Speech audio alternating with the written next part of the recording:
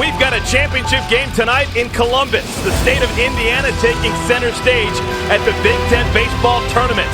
Tonight at Huntington Park, we will see the #1 seed, the Purdue Boilermakers, hoping to add to a magical season. They take on the Indiana Hoosiers. This is how we got here. Purdue taking on Indiana just last night. A double play not turned by the Hoosiers scores the first run. Next batter for the Boilermakers, Cameron Perkins. He gets an RBI single to center field. Boilermakers do not look back. They win it 3-0. Now just moments ago, Indiana having to win to keep their season alive, taking on Michigan State. 11th inning, Michael Basil, a single to center field. It scores Micah Johnson, and the Hoosiers advance. So the brackets look like this. Only 2 teams remain. Indiana with that win moments ago. Now they've got to beat Purdue twice. Purdue, they just need 1 win to take their first ever Big Ten tournament title. Hello, everyone. Glad to have you along with us. I'm Eric Collins with my partner, Scott Pose. This is a lot of fun. Folks, Indiana playing for their life. They've already won once today. They need to do it again now. Well, Purdue wants to win this game because it would be the crowning jewel in a storybook season. Indiana needs to win to advance to the NCAA tournament. There's a lot on the line in this game. Purdue Boilermakers haven't lost so far in this tournament. Eric Charles continues to be a difference maker. He's done it for 4 years. Well, he's led this team in average all year. He's hitting .368 on the year, and that's continued in the tournament. He's been a spark plug and ignites all kinds of offense. He had the big hit last night to help propel them to victory. He anchors the defense in the middle and plays a solid second base. And speaking of defense, how about Will Nolden for Indiana? He had a great play last night. In the last game, he had another great defensive play, but not only that, he was 2 for 4 in that game against Michigan State with 2 huge 2-out RBI. If Indiana can continue to get production like that from the bottom of the order, they're going to give Purdue all they can handle. All right, let's get it started. The battle for the Hoosier stake with the Big Ten tournament title on the line. It is Boilermakers and Hoosiers for all the marbles. Our first pitch in a moment. Purdue taking on Indiana, a Purdue win, and they win their first ever Big Ten tournament title. Let's take a look at Doug Schreiber's lineup card for the Boilermakers. Andrew Dixon again in center field. Eric Charles, Cameron Perkins, Kevin Plawecki, the player of the year. Barrett Serrato, Angelo Cianfrocco, Bridges, Miller, and Stephen Talbot, 4 for 6 so far in this Big Ten tournament. They'll bat against Ryan Halstead for Indiana. Ryan Halstead closed out their earlier victory today against Michigan State. He's loose, so Tracy Smith's going to elect to start him in this ball game.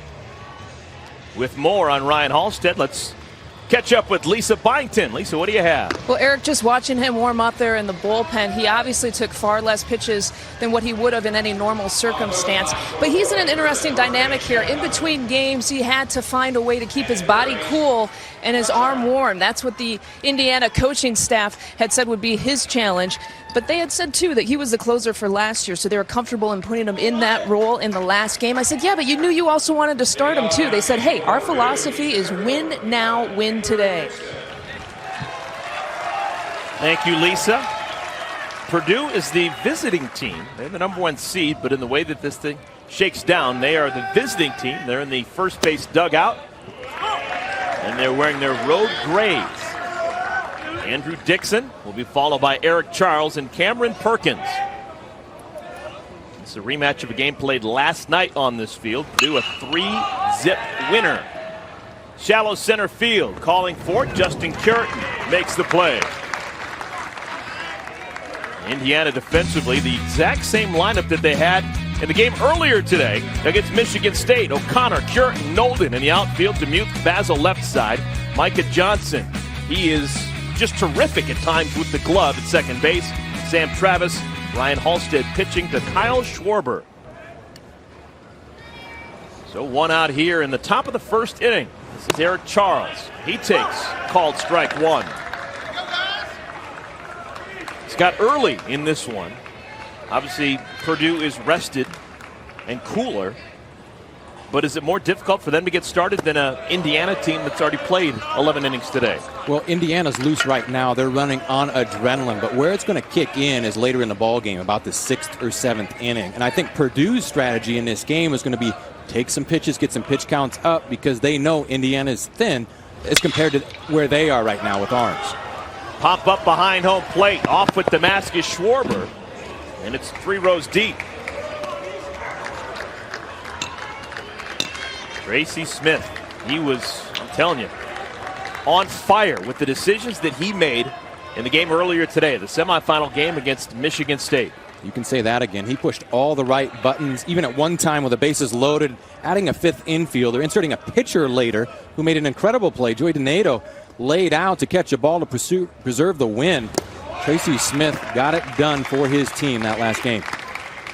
Michigan State and Indiana, they're tied at 3.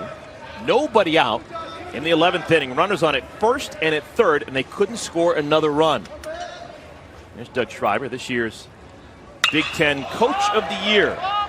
Lazy fly down the left field line. O'Connor makes the play. A couple of fly ball outs induced by Ryan Halstead.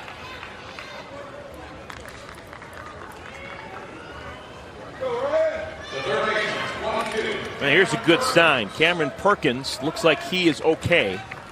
Yesterday's game against Indiana, he was gimpy late in the game.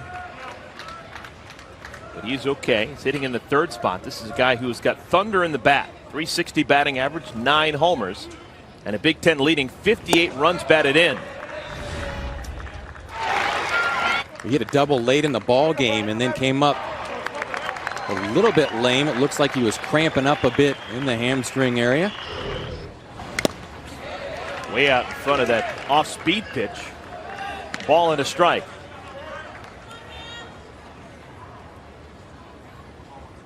Cameron Perkins continues his hot hitting through the tournament. He was a unanimous all Big Ten selection at 3rd base.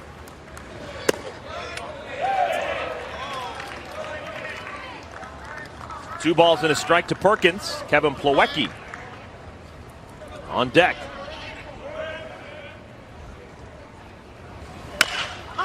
Off the shin of Perkins. Lisa, do you have an update on Cameron?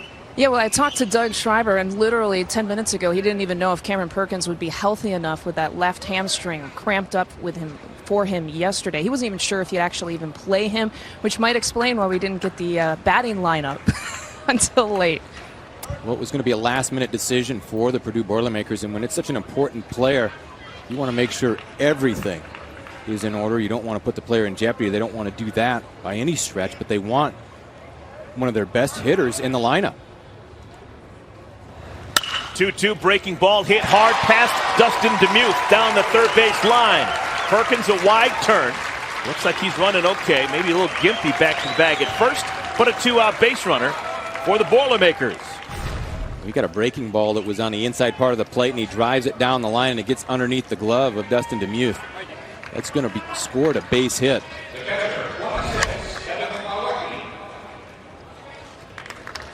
So a 2-out base runner for Purdue, and here comes Plawecki. 365, 6 and 44. That's with a bat in his hands, but he's also just as important behind the plate. He is a great defensive catcher and maybe an even better leader. He's got a whole package.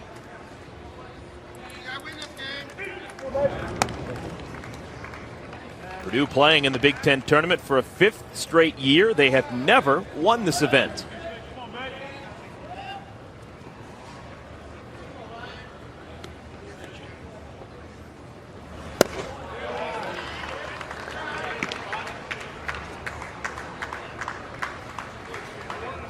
Indiana and Purdue did not meet during the regular season. Actually, if yesterday's meeting hadn't happened, if for some reason they hadn't played at all this year, it would have been the first time since 1977 these two rivals from the state of Indiana hadn't met on the baseball diamond. With the staggered schedule, it just worked out that way that these two in-state bitter rivals did not meet. But how fitting is that they meet now in the Big Ten tournament championship finals, these two schools with the storied rivalry playing for all the marbles. Way outside, good stop by the freshman catcher Schreiber.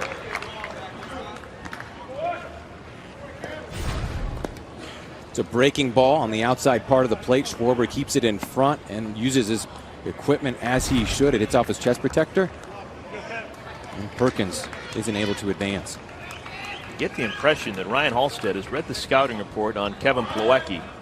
He is being very careful with him.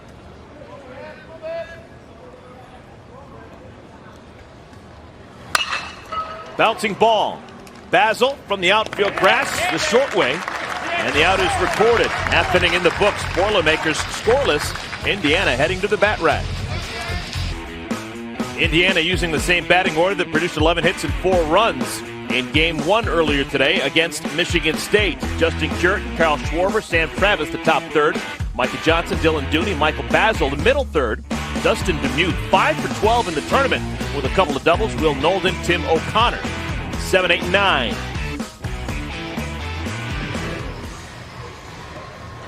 And on the mound for the Boilermakers will be Robert Raymer. Now, the scouting report on Robert is that he's got more movement than anybody else on the team, and he can command it.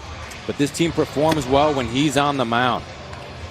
They've won 17 midweek games, the Boilermakers have, and he's pitched in 11 of them. Got a perfect record, and he throws strikes. He only has walked 2 batters on the season.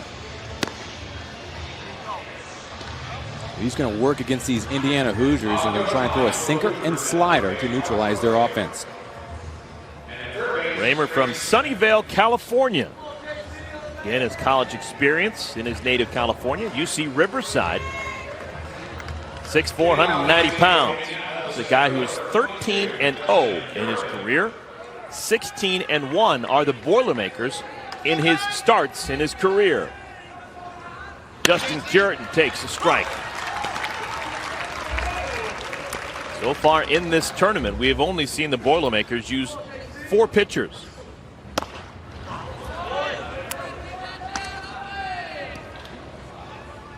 Ace and Breedlove were both terrific in their starts, and now Raymer following that up.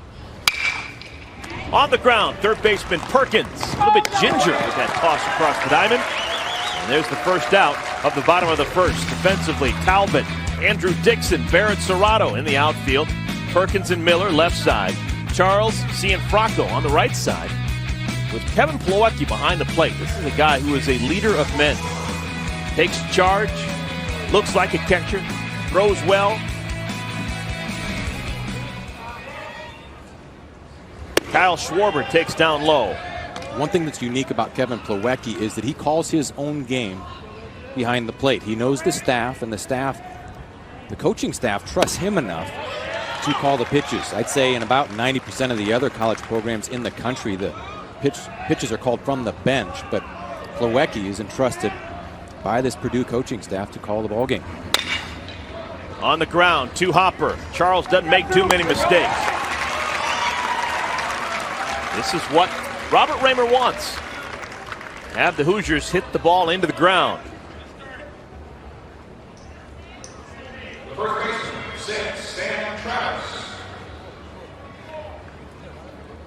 So now Raymer will work to Sam Travis, Big Ten's freshman of the year.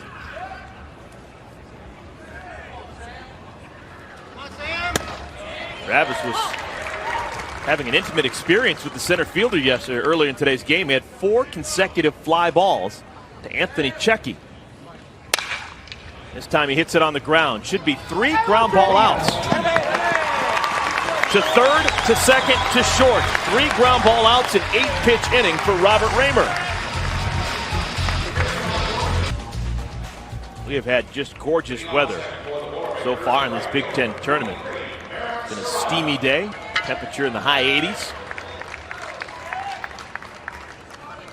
Good baseball weather. Barrett Serrato leads things off, top of the second inning for Purdue. Serrato hitting .320, 6 homers, 45 runs batted in. How about this for Barrett Serrato? He was selected coming out of high school in the 48th round back in 2008 by the Florida Marlins. He was selected 3 picks ahead of former Indiana Hoosier great Alex Dickerson. Both Serrato and Dickerson obviously both choosing to play college baseball. Dickerson is now in the Pittsburgh Pirates chain, but he was a good one for the Hoosiers. Serrato creams this one to right field. Going back on it is Nolden, and he can't make the play this time. Extra bases for Serrato. A stand-up double. First time in this tournament that Nolden hasn't made an acrobatic catch near the wall. Well, he's made 2 already in this tournament, but this one was driven into the teeth of the wind. Serrato got the barrel out and the arms extended, and it looks like Nolden just mistimed his jump just a bit, and it tips off the end of his glove. It's going to go as a double. Purdue, that's a leadoff man on in scoring position. Serrato on at second. First baseman Angelo Cianfrocco is the batter.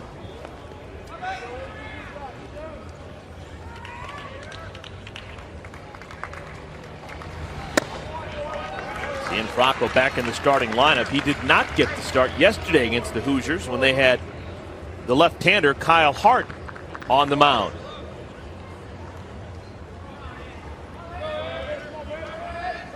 Cianfrocco's job, advance Serrato to third.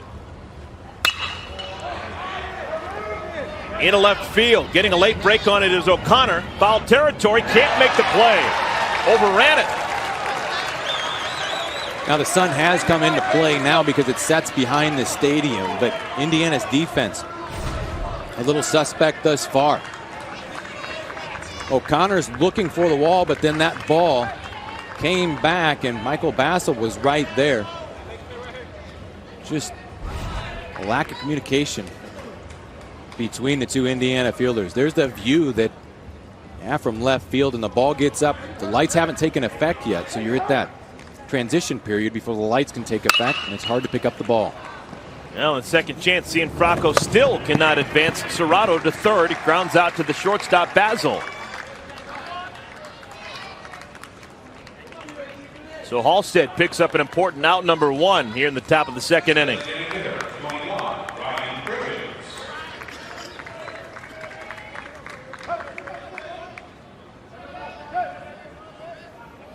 Ryan Bridges, the batter, looking for his first hit here of the tournament.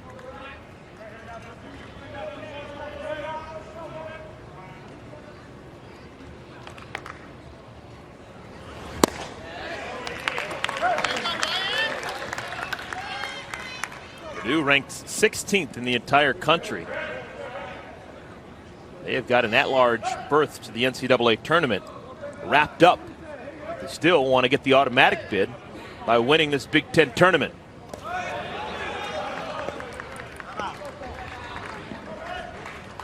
Schwarber's got his war paint on.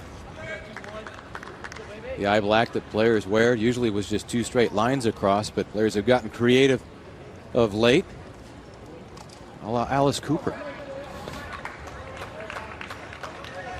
1 ball, 1 strike.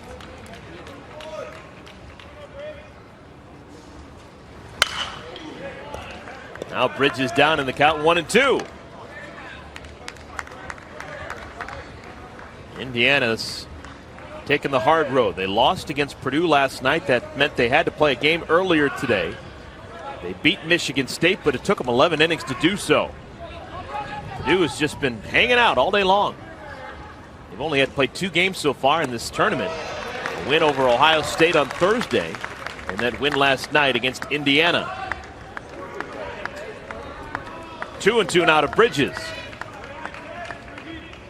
There's Kyle Schwarber and his war paint peeking out behind the mask. Called strike 3. Bridges tried to pull the trigger, couldn't do it. Big 12-6 curveball from Halstead, breaking down, froze Bridges.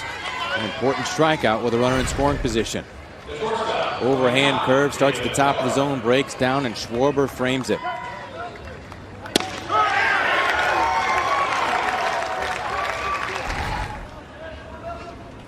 So after the leadoff double by Serrato, Halstead is now just 1 out away from getting back into the dugout with no damage done.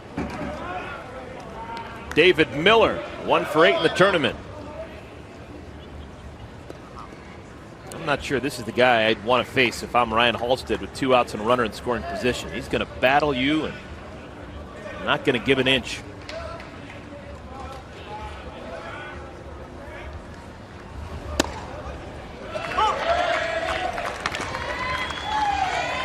Halstead's best pitch appears to be that curveball early in this ball game. He's got good bite to it, which means the ball's breaking and breaking sharply.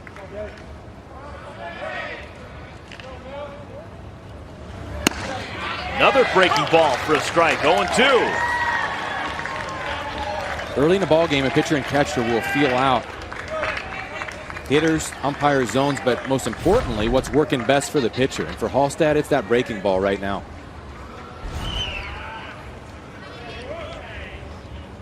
Oh-2. It's a fastball to change the eye level. That's up in the zone, but you can bet what's coming next. You start that curveball in that same high spot of the zone and try to break it down in. Miller with only 16 strikeouts on the year.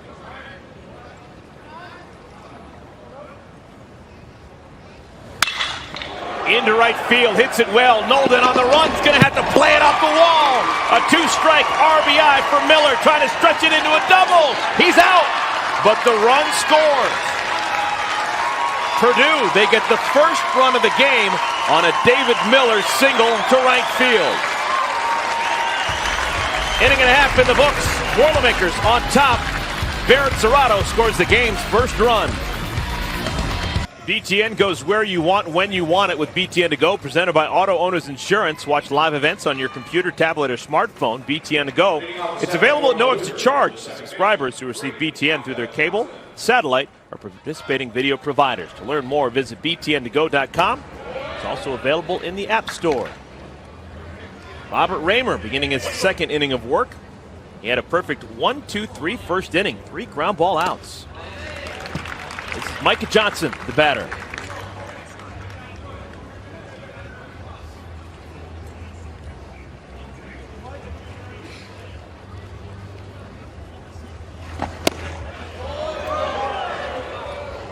Two and one.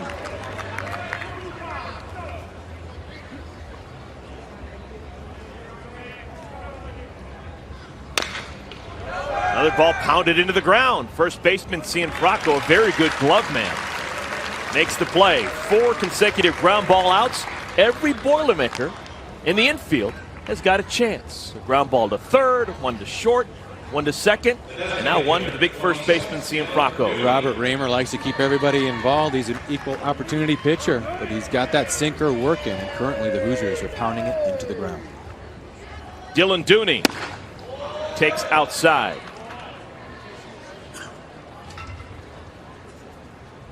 Dooney was the main offense for the Hoosiers in the game earlier today against Michigan State, at least early. He had hits in his first 3 at-bats, a couple of singles and a double. Also had an important sacrifice bunt laid down in the 11th inning to allow the go-ahead run to score. 2-1 to Dooney.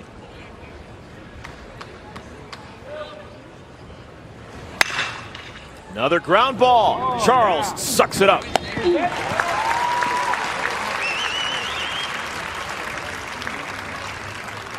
5 of 6 putouts, or 5 putouts so far, all of them ground balls. Sinker's working. It's a 2-seam fastball. The seams catch the air. Get a little downward action on the pitch. Unless the ball's up in the zone, going to be very hard for Indiana to elevate it. Michael Basil, the junior shortstop, 3-year starter, chops this one foul. The reason the Hoosiers are here right now is because of Basil. He drove in the game-winning run in the 11th inning. First time that Hoosiers have been able to elevate anything is a single off the end of the bat to center field. 2-out base runner for the Hoosiers.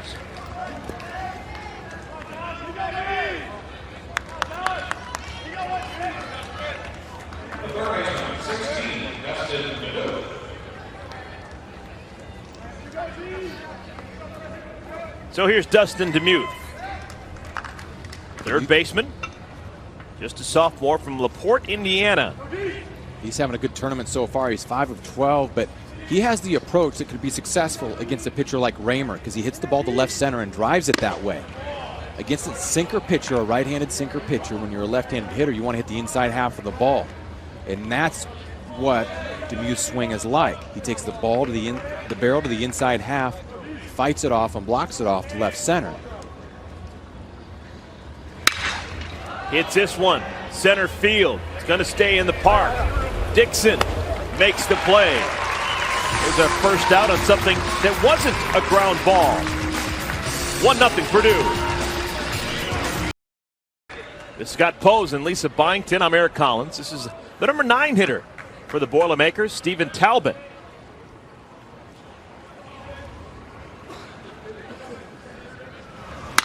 This one off the end of the bat. Right fielder Nolden makes the catch.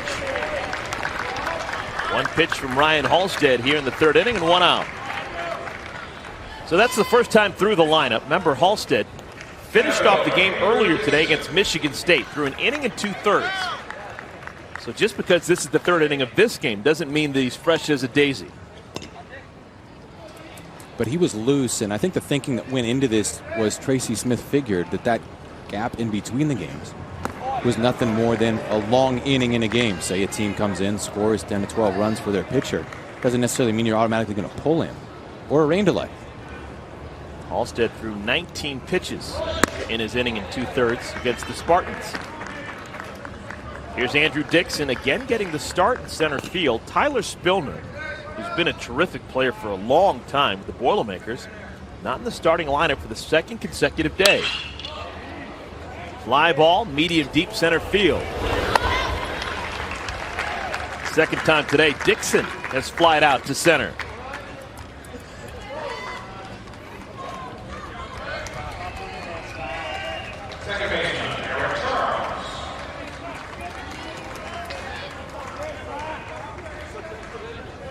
Veteran second baseman Eric Charles, first team. All Big Ten at second base. Lashes it, foul, 3rd base side.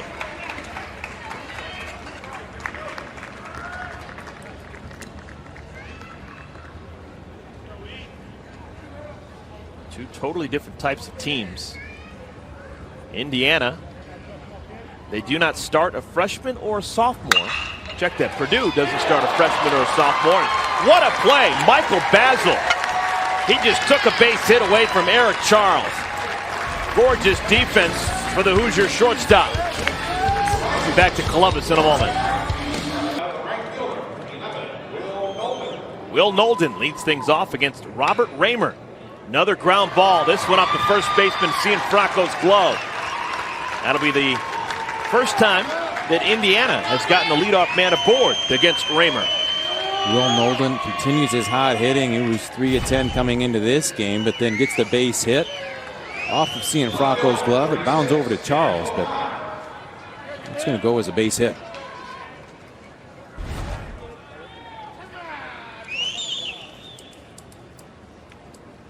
Here's Tim O'Connor.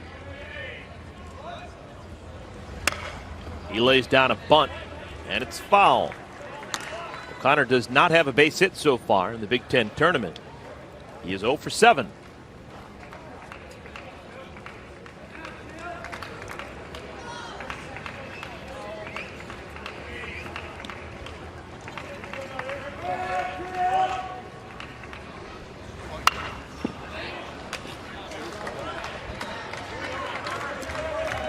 Oh, and 2.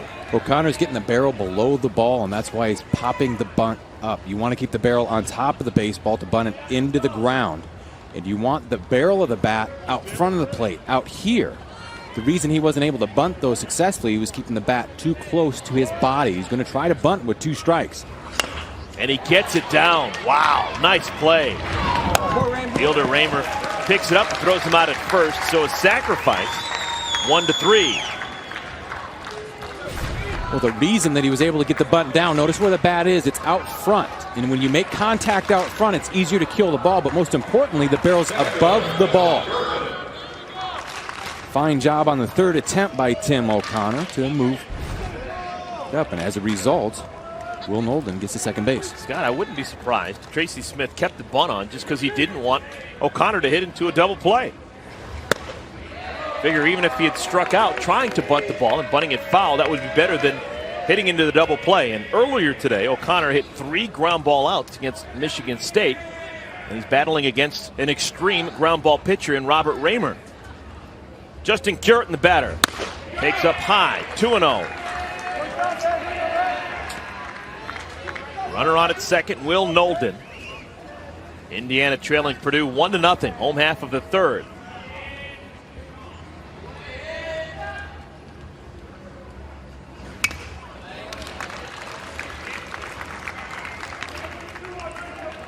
Sinker really riding in on Curtin. He's not able to extend on that pitch and fouls it straight back. Let's go, guys!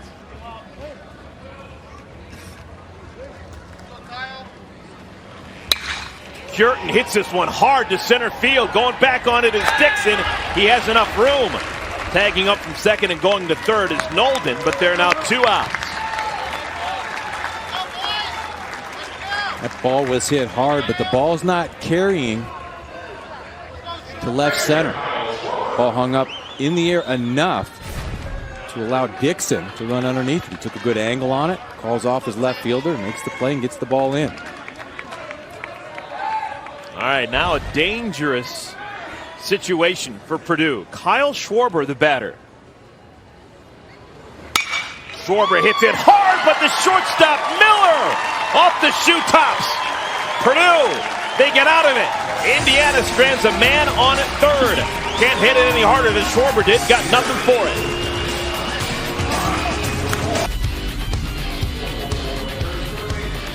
The state of Indiana has overtaken the city of Columbus, Ohio. Hoosier baseball, Indiana and Purdue here in the championship round of the Big Ten tournament. Indiana, they need to win twice to win the Big Ten tournament.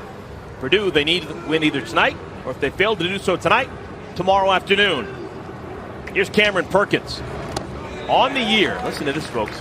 Cameron Perkins hitting .562 when leading off an inning. I ask you this, Scott Pose. You were a leadoff hitter in the big leagues. Why does he not lead off the game? He should be the leadoff hitter, right? Because he can drive some runs in, too. I know he's hitting well when he leads off the inning. You want to get him more at bats, but you'd like to have some guys on base before him. And typically when you hit leadoff, it's not always the case. So you're guaranteed one at bat a game where you're not going to have anybody on the phone. That doesn't happen very often. Halstead strikes out Perkins.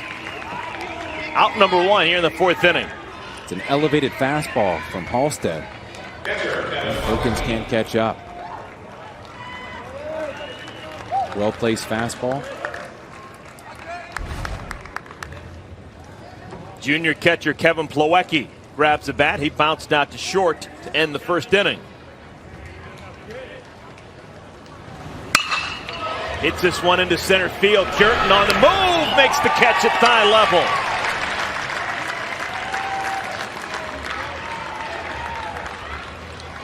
Quickly 2 down here in the 4th inning.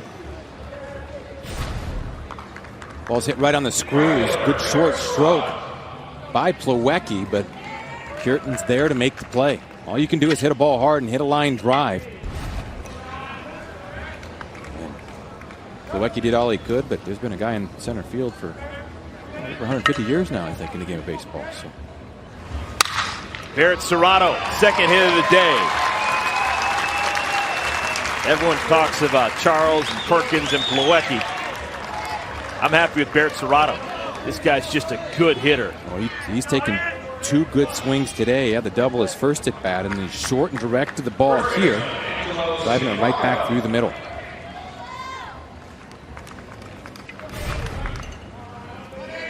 Compact stroke, but he stays balanced, which means his head's above his feet. He can drive the baseball.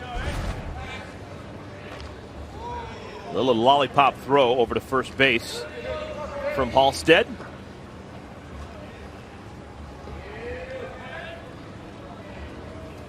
Cianfrocco bounced out to short back in the 2nd. That was the 44th pitch from Ryan Halstead, if you're counting. Remember, he threw 19 to finish up the game earlier today against Michigan State. So he's thrown 63 pitches.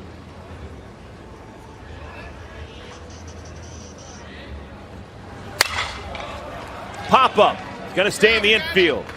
Basil makes the play. 3.5 in the books. 1-0 Purdue.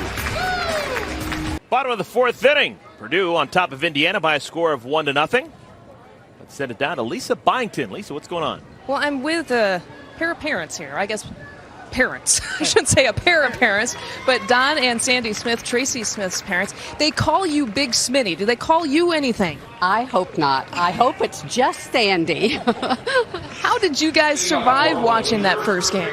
Well, it was very hard. I didn't know if my heart was going to take it or not, but it was so exciting, and glad to see us come back and win that game. They never give up. Mom? Oh, never give up. I have all the confidence in the world, and I love the strategizing of that game. What a game. Can't wait to see it on rerun. Your son lives and breathes baseball. When did he first start? He started in Little League or Pee Wee. And I think he was about 5 years old. He actually played before he was old enough.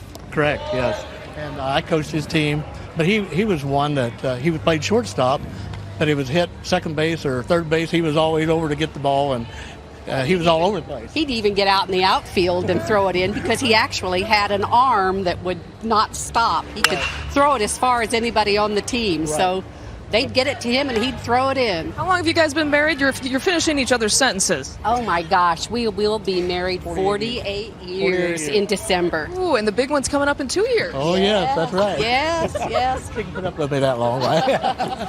Can't even imagine how many ball games we've sat through in all these years. Oh my goodness. Well, thank you for joining us. Enjoy the game. You guys are very enjoyable. Thank you very Go much. Hoosiers. Thanks, Lisa. I love that stuff. 48 years of marriage, that is fantastic. And they both knew that it was 48 years. 2 balls, 2 strikes. Sam Travis pounds this one into the dirt. Backhanded by Miller. Long throw across the diamond in time. So Robert Raymer back to getting the ground ball outs again. That's out number 1 here in the 4th.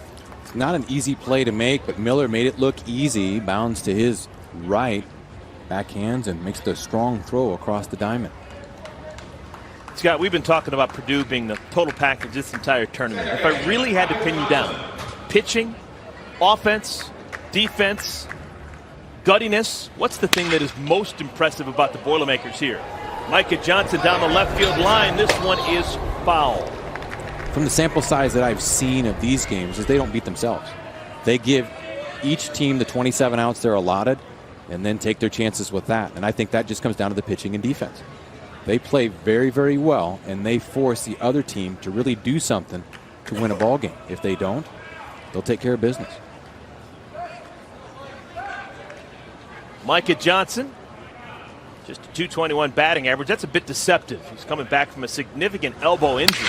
Missed a lot of time this year. Charles, again, makes the play. One second baseman throws out the other.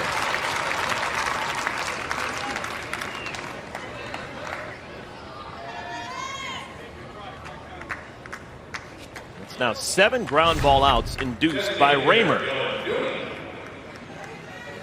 Oh, was hit hard. Charles almost lost his balance, but the luxury that you have at second base is you got some time. Dylan Dooney, always aggressive, swings at the first pitch, hits it to the third baseman Perkins. Once again, equal opportunity pitcher is Raymer. The shortstop, second baseman, and third baseman all make outs here in the 4th. 1-0 Purdue on top of Indiana, top of the 5th inning. Joining us now is Indiana head coach Tracy Smith. You guys already won a game today, Coach, impressively over Michigan State. What are some of the words you said to your guys in between games? Just extend the season. We're in Columbus. Let's stay here as long as we can. So, really, that was just a hard-fought baseball game. But the guys are loose. They're having fun right now, and all we're doing is trying to extend the season 1 inning, 1 game at a time. Well, Coach, Ryan Halstead closed out the game for you earlier today. What led to your decision to leave him out there on the mound?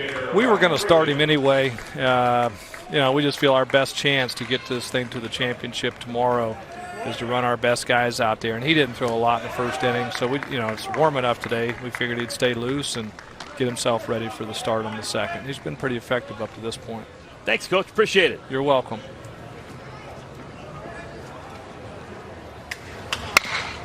This is Ryan Bridges, the 7-hitter for Purdue. Fouls it away, third base side. Scattering 4 hits so far tonight. Giving up the 1 run. No walks is the big number in that line. Forcing Purdue to put the ball in play. He did walk 1 guy in his inning and 2/3 against Michigan State, but that was intentional. So he's been a strike thrower so far today. Misses down with the curveball. 2-1 to Ryan Bridges. Bridges, Miller, and Talbot here in the 5th inning.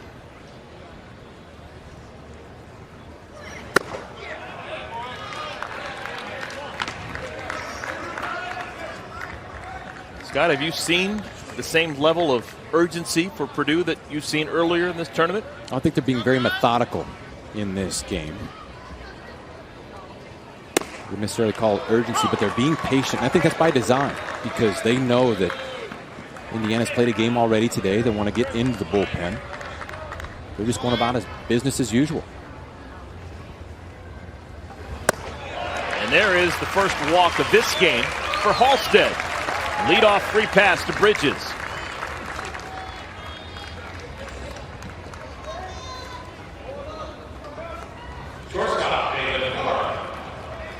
So David Miller drove in the game's only run with a single. With 2 outs in the 2nd inning, tried to stretch the single into a double and was cut down on a really nice throw by Will Nolden out in right field. Miller hit it off the wall in right field. He's a little guy, but he's got some pop.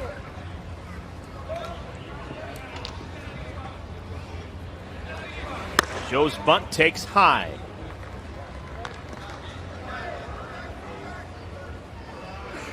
Bears repeating, Indiana, they do struggle at times fielding their positions. Over 100 errors as a team on the year.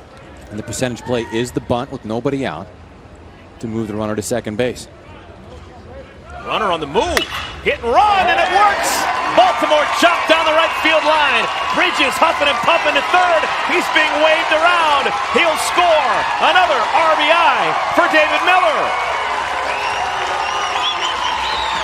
So that's why you start the runner when you scored a double. But when the runner starts on a hit and run, your job as a hitter to hit this ball on the ground. It's going to be scored a single with an error because Will Nolden wasn't able to field it cleanly. But the ball hits in front of the plate, which is pretty firm now with the warm weather that we've had. Will Nolden has a little trouble fielding the ball, and as a result, that allows Bridges to score all the way from first base. And Purdue has another runner in scoring position, nobody out. That is not going to be an RBI for Miller because of the error by Nolden. No run batted in, but the run counts nonetheless. Doug Schreiber's not going to complain. 2-0, still nobody out. And a runner in scoring position for the Boilermakers. Stephen Talbot steps in. Just throwing out some numbers for you. Purdue so far this season on this magic carpet ride, they are 10-1 in games played at neutral sites. This would be a neutral site game. They are 10-1 in games played under the lights. This would be a night game. Bunt third base side. It's a beauty. Barehanded by DeMuth. And Talbot out by a whisker. Woo. Talbot got down that line out of the right-handed batter's box. Well, it was a well-placed bunt. You want to bunt this ball down the third base line with a runner at second. It was almost like Talbot was bunting for a base hit. He's hustling all the way, but DeMuth comes in and fields it barehanded, uncorks the ball, and gets it there in time. It was pretty close. We have the benefit of replay. David Ewell saw it. He says he's out, so he is. With 1 out now, Indiana's going to pull their defense on the infield in to try to cut off another Purdue scoring opportunity. Andrew Dixon is the batter. He's flied out to center twice.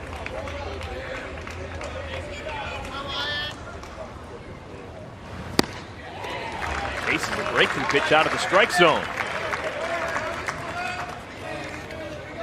So this rally here in the 5th inning has been the bottom part of the lineup. 7, 8, and 9. Bridges, Miller, and then the sacrifice by Talbot. 1 out runner on at third.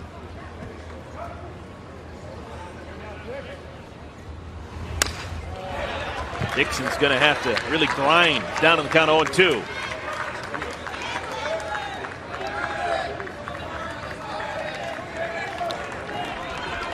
Big Ten tournament is kind of a who's who. Last 5 years, a different team has won it each and every time. If Purdue wins it this year, that'll be 6 different winners in 6 years. This will drive in a run deep to center field. Curtin going back, makes the play. That's the third time today that Dixon has flied to center field, and this time he doesn't mind. It's a sacrifice fly, 3-0 Boilers. With a runner at third and less than 2 out, you're looking for a pitch that you can elevate to the middle of the field. Dixon got it, and he drove it far enough to drive Curtin back where he had no chance of throwing out David Miller. And it's their third Purdue run. Leadoff walk to Ryan Bridges got this mess started for Indiana. Now button for a hit, Eric Charles, a beauty.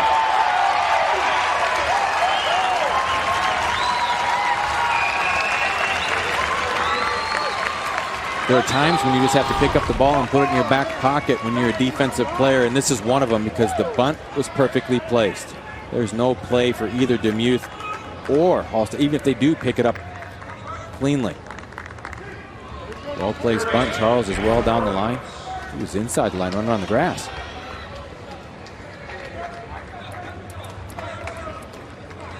So Charles on at first base. Cameron Perkins grabs a bat. He struck out his last time against Halstead.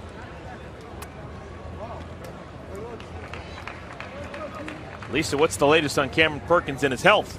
Well, Eric, for most of this half inning, he was actually back by the batting cages, riding a stationary bike. When I talked to the athletic trainer, he said he's been doing a little bit of stretching, but it's all on his own command. He kind of dictates when he wants some rehab and when he doesn't. And I asked the athletic trainer, is this still a cramp? And suddenly he wasn't very committal on that, let's say. Well, for the time being, Cameron Perkins out there and swinging a bat. Made all the plays defensively. This is a Purdue team that's not going to finish off their season here in Columbus. They've got bigger aspirations. They need their number 3 hitter healthy.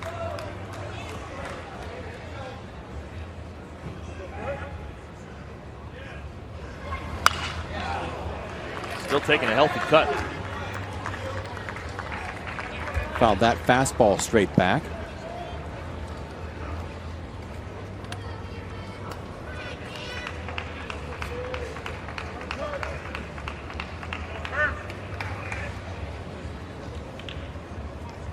Walk, a couple of singles, sacrifice bunt, and a sacrifice fly. That's what we've had here in the 5th inning. Already 2 runs have scored for the Boilermakers. That's tipped at the plate off the catcher Schreiber. And that got Schreiber right on the hand.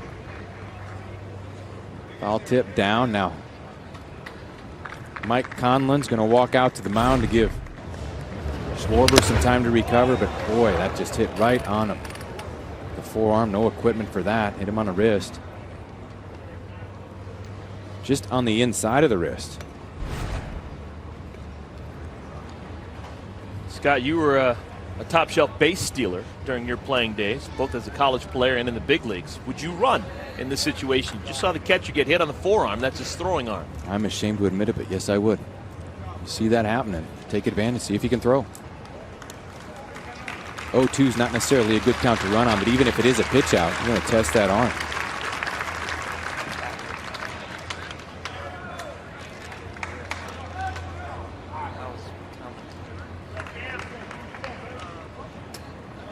So Charles on at first. He's got some good wheels. 16 stolen bases on the year. He's only been caught 4 times. This is an aggressive Purdue team. Charles has got a decent lead. Not going, he bluffs, and another pitch down in the dirt. Schwarber's going to have to throw it to second, and the ball gets away. Most runners don't try and go to second when a wild pitch is 2 feet away from the catcher. Well, this was a split finger that hit well in front of the plate, and Schreiber did not come up with it cleanly. Charles was off, and he tried to dig that ball out as he's pressed it against his chest protector to throw short hops, and Micah Johnson almost applied the tag, but he couldn't hang on to the ball. I'd almost have to say that's a steal. Was that a delayed steal or was that a wild pitch? No, that's a wild pitch. High drive, left field. O'Connor makes the play. Side is retired, but 2 more runs scored. It's a 3-0 lead for Purdue. Bottom of the 5th inning, Purdue on top of Indiana 3-0. Joining us now is Big Ten Coach of the Year, Doug Schreiber. And Doug, I want to ask you, what are the attributes about your starting pitcher, Robert Raymer, that led you to believe he'd be a good starter today? Well, he keeps the ball down in the zone. He's got sink on his ball, which probably I think is the best pitch in college baseball, whatever it is, your off speed or your fastball. But if it's got sink, it's tough for those hitters to get leverage on it. Well, Coach, it seems like you're executing very well tonight so far in the game in situational hitting. What was your direction before the game started to your hitters? Well, nothing really different. I was a little disappointed. I thought we had a little more non-quality at-bats through those first few innings. I thought we should have moved that runner from second over. But that inning, I thought we had some quality ABs and did a good job of executing. Coach, thank you so much for your time. All right, thank you.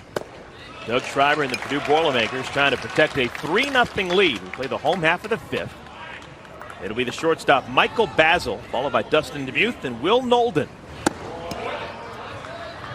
One thing the Boilermakers have going for them right now is Raymer is an extreme strike thrower. Pop-up, shallow right center. Charles with the catch. And you got a guy who throws strike after strike after strike. You know the other team is going to have to beat you. You're not going to hand them anything. Well, that's precisely what we were talking about earlier. They're going to make Indiana earn every run, every base. And when you get a lead, then you get that sense of urgency and you can put that pressure on Indiana. Dustin Demuth sprays it foul. Robert Raymer, who has now gone 4 1/3, has thrown 46 1/3 innings on the year. He has walked 2. This is a guy who wasn't the number 1, the number 2, nor was he the number 3 pitcher for the Boilermakers this year. Guy who got most of his activity in midweek games.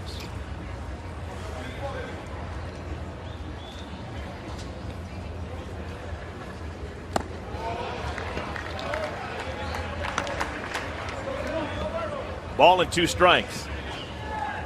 Come on, guys. Come on. Purdue was challenged by Ohio State on Thursday. Only won by a run. Bill Nubber, Raymer fields his position. 2 down. Purdue beat Indiana yesterday 3-0. Lance Breedlove taking the start into the 8th inning. He was terrific. Blake Mascarello finished off the final inning in 2/3.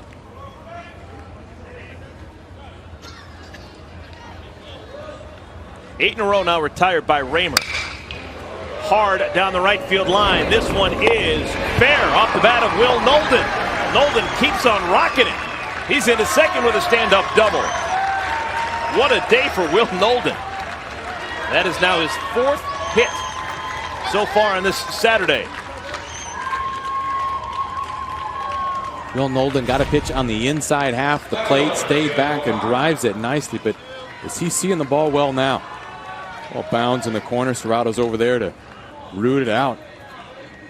But it's a 2-out double for the Hoosiers. Now Tim O'Connor swings at the first pitch, softly down the left field line. It's going to drop. That's a fair ball. First run of the day for the Hoosiers. 2-out RBI single for O'Connor. What that does is flip the order over for Indiana. Now the top of the order.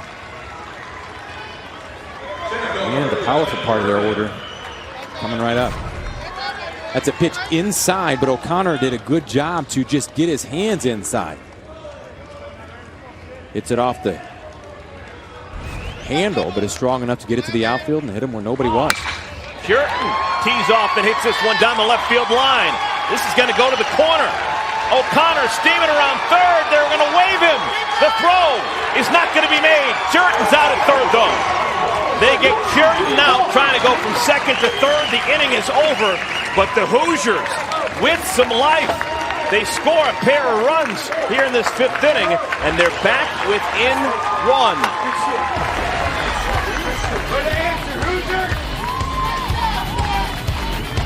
Now, just in case you're wondering if Indiana was left for dead, maybe not.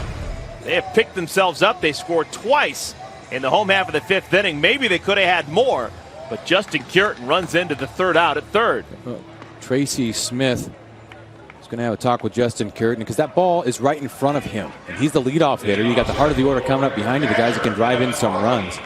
And he broke the cardinal rule. You never, ever make the first or third out at third base. But Indiana does scratch back to get 2 more and stay within a run of Purdue. Here's Kevin Plawecki, Big Ten Player of the Year. 0 for 2 so far. Makes outside. 2 balls, no strikes. Ryan Halstead still on the mound for Indiana.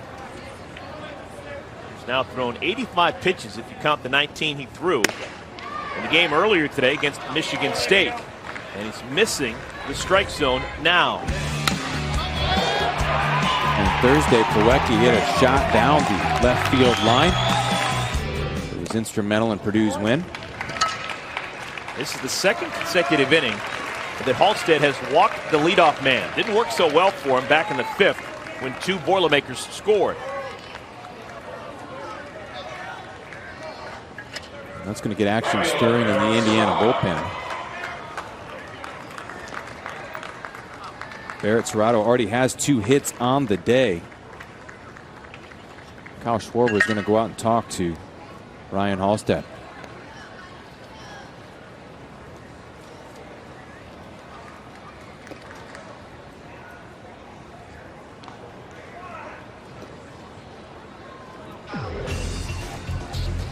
We've made it to the championship round. Purdue needs to win 1 against Indiana, either tonight if they happen to stub their toe.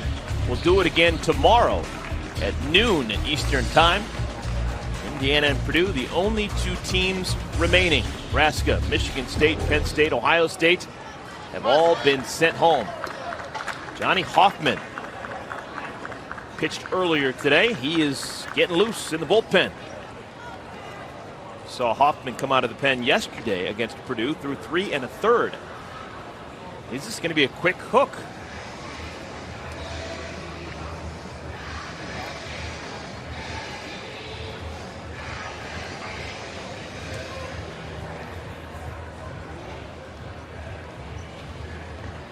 Indiana has just made it back within shouting distance of the Boilermakers.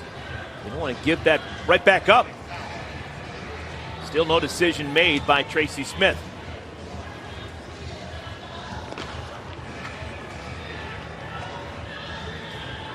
All right, now Tracy Smith wants the ball. Halstead is out. Hoffman coming in. Tell you more about Johnny Hoffman in a moment.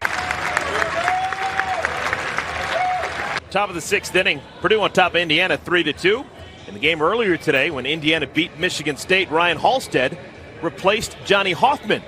Now Johnny Hoffman is going to replace Ryan Halstead in this game. Well, Johnny Hoffman with his delivery is very durable, can eat up some innings, and has that rubber arm where he could bounce back and throw in multiple appearances, even if they are in the same day, and he can throw on back-to-back days. He's already thrown an inning and a third. Against Michigan State earlier today, only gave up 1 hit, but he did walk 2. But Tracy Smith electing to go with the Submariner. So the chance for Ryan Halstead to win 2 games in 1 day doesn't materialize. He leaves with Purdue on top 3-2, and the runner on at first base is his responsibility. Plawecki on at first, Barrett Serrato the batter. Serrato saw the ball real well against Halstead. A double and a single so far today.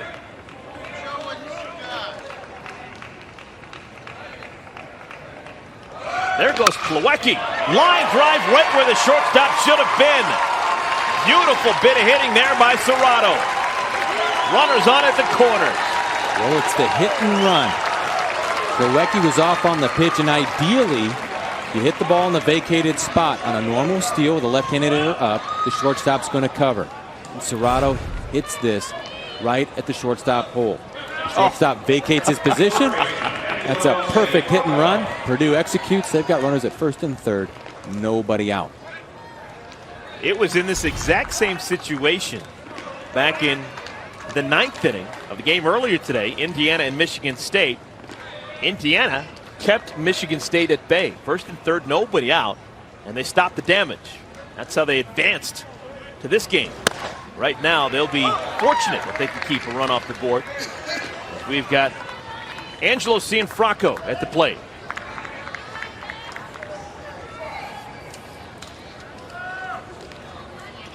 Plawecki at third, Serrato at first.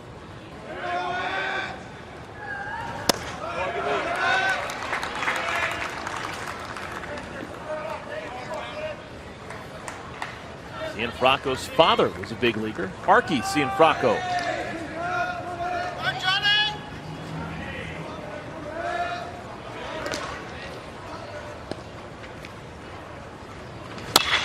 Chopper. Here comes Plawecki. The throw, not in time. Don't know if there was a play there. Plawecki scores the Boilermakers' fourth run. Plawecki was off on contact, and as soon as that ball took a downward plane, he got a great first step and was off. By the time Sam Travis got the ball, and Plawecki is sliding in head first, something I don't recommend. Surprised the catcher is doing that. He had a full head of steam coming home. He saw the throw was coming home and got in there as quickly as he could. So Plawecki scores. It's the fourth run for Purdue. Still nobody out in this inning. Runners at first and second. It's going to be scored as a fielder's choice. Give the RBI to Cianfrocco. Ryan Bridges shows bunt. What's it like bunting a sidearmer? Well, you've got to keep the barrel above the ball. Now, they do have some sink naturally, so you want to let that sink work for you. Let the fundamentals apply. Get the barrel out front. Get the ball down. Bridges is going to want to bunt this ball down the third baseline with runners at first and second. He wants to force DeMuth to come in to vacate the position. The wheel play is on, and it's foul. Tell me about that wheel play. Well, the wheel play is when the shortstop comes over after holding the runner on. The shortstop's going to come over after he holds the runner on and break to third. That way, when DeMuth comes in to charge, if the ball is bunted fair, somebody's going to be there to catch the baseball. They call that the wheel because everybody rotates their position. You vacate second, there's no play at second, but you're trying to get the force out at third base. And it's all dependent on the shortstop getting there before the runner.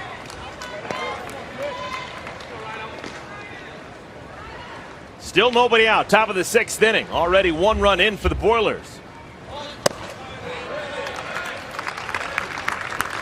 Lisa, what's it like down there in that Purdue dugout? Pretty energetic, Eric. In fact, Doug Schreiber reminded this crew before they got to bat that, hey, these guys aren't going away, meaning Indiana. In fact, this Purdue, the guys in the dugout, they huddled up just a few minutes ago and huddled up and chanted, "We're not satisfied." Remember, guys, if you're going to nitpick on this season, Doug Schreiber said we wanted to close things out.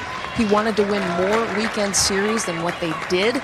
This is their chance to close out their championship here tonight. Thank you, Lisa. That was not a great bunt by Bridges. No wheel play needed here. Bridges bunted that ball too hard, and give Hoffman credit for getting off the mound quickly, and then throws a strike to get the force at third base. So no runners advance. Indiana gets an out. More importantly, they're a double play away from getting out of the inning now. But the dangerous David Miller steps in. Already 2 hits on the day. Up the middle. Basil only plays at first, and he makes it!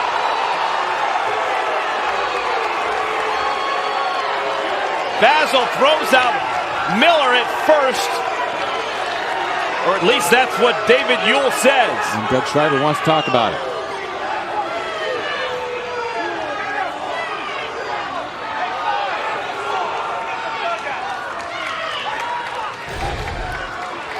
It's a ball up the middle. Michael Basil does everything he can to get to the ball, gets to his feet quickly, and throws it across the diamond.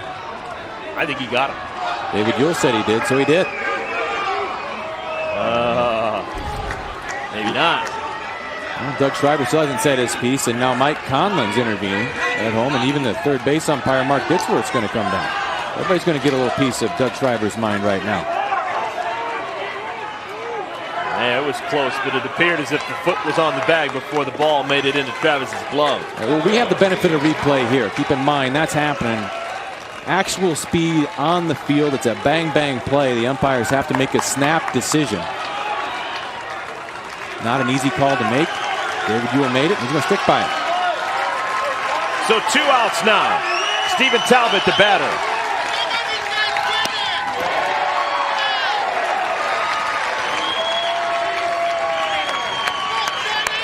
And that defensive play has given this Indiana crowd here at the ballpark some life. They're on their feet and very vocal at the moment. Let's go right now. And this inning began as a very promising one for Purdue. They already had a run in. They had runners on at first and at second with nobody out. And there are now 2 outs and runners on at second and third. Go, Johnny!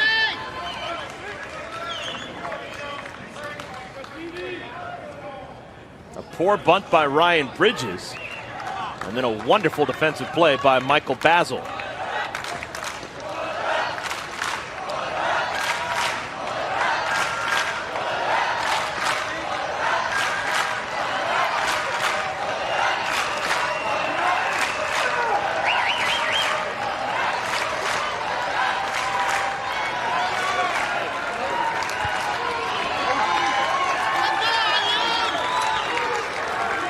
Oh, and 2.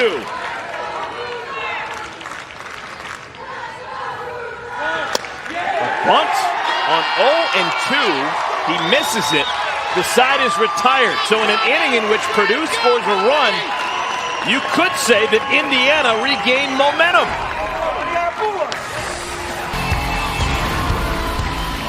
The 2012 Big Ten Baseball Tournament here at Huntington Park in downtown Columbus, Ohio.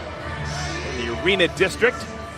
And a new pitcher coming on now for Purdue as we play the home half of the 6th inning. Blake Mascarello replaces Robert Raymer.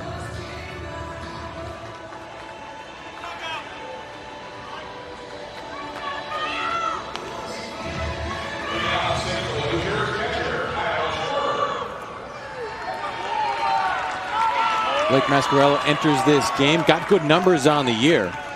He's 8-1, but the lefty now brought in for the lefty matchup between Kyle Schreiber and Sam Travis coming in. Schreiber squibs the first one foul, third base side.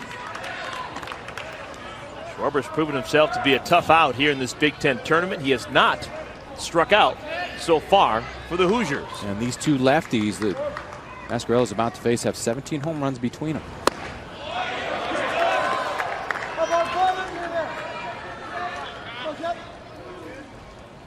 Purdue on top of Indiana 4-2. A win, and Purdue wins the Big Ten tournament for the first time in school history. Perkins can't make the play.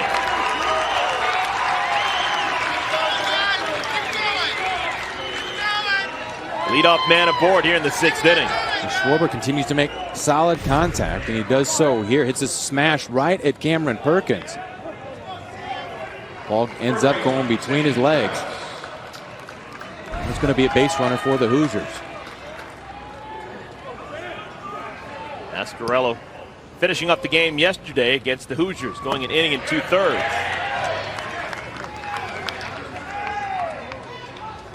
Now Sam Travis in the box, got 9 home runs on the year.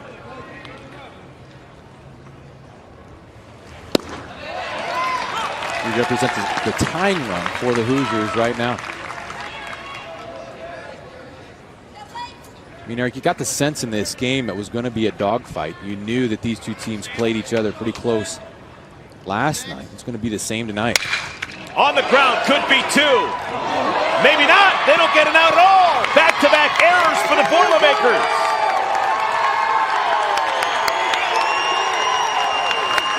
It's uncharacteristic of this Purdue Boilermaker team. Mascarello actually had a little bit of time and thought too much and then threw the ball a low liner to, it was going to be the shortstop, David Miller, covering second. No way to pick that out, but it gets by both Miller and Charles. That allows Schreiber to get to third base. Doug Schreiber is calling his infield defense in to calm him down just a bit. I mean, that play hadn't even finished, and Schreiber was out of the dugout headed to the mound. It's going to go as an E1 on the play. Runners at first and third. And Micah Johnson coming to the plate.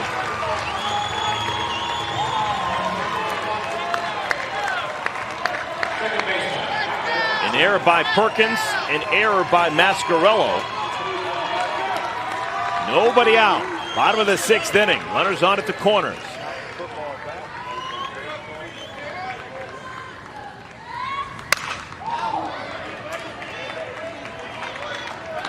Middle of the infield for Purdue. Willing to sacrifice a run for a double play. Miller and Charles double play depth up the middle.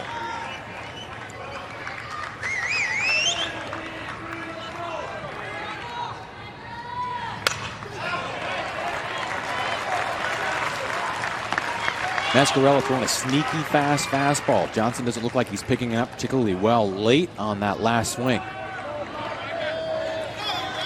Lefty on lefty, the ball gets on you a little quicker. So now down 0-2 in the count. Johnson's going to have to expand the zone. First and third, nobody out. I used to love to hit in this situation because if you can run, and Johnson can, all you have to do is roll over the ball and hit it between the hole, between first and second. If you hit the ball in the air, you got an RBI anyway because you can drive in that runner at third, and if you hit it on the ground, not a big likelihood to get doubled up because it's going to have to be a hot shot right at one of the infielders to double up Johnson.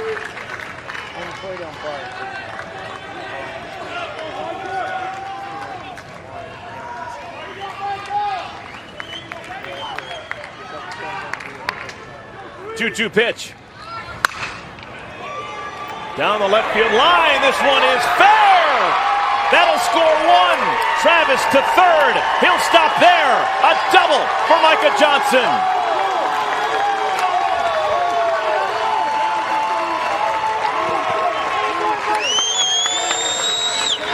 Second time today, dating back to the first game against Michigan State, that Micah Johnson has doubled with 2 strikes on him. The upperclassman steps up. That was a fastball up, but he fought it off and dunked it right in the line. Talbot gets it in, but now Indiana has runners at second and third. Now, if you're Indiana and you just played a long extra inning game, the game before, this is what you need right here in this moment, because this is their 2:30 moment. I mean, you would have had a lack of energy. You start dragging just a bit in the 6th and 7th inning, but now they have life because they've got a few base hits. That 2:30 feeling, that's what I guess I was looking for. But at any rate, Indiana has life now. You got runners at second and third. They're down a run. Situational hitting right here. And they've got a run in and the go-ahead run 90 feet away. 1 ball, 1 strike to Dylan Dooney. Inning began when Schreiber hit a hot smash to third. Perkins couldn't make the play. An error on Perkins. Then an error on what could have been a double play ball. Micah Johnson, the 2-strike double.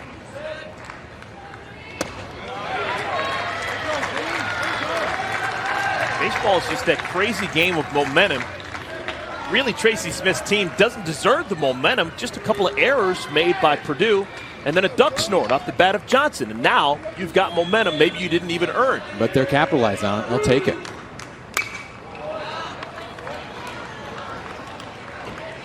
Plus, you get the feeling that Indiana has this got nothing to lose attitude. I mean, they're throwing it out there, and they really don't, because this season, their NCAA bid relies on this, but are they expected to win? Maybe not. Purdue's had the storybook season. You see them kind of maybe tensing up just a bit in this inning. 2-2. Got him. Wow, that's the big first out that Purdue needed. That's a good fastball. Well placed, and Blake Mascarella hit his spot.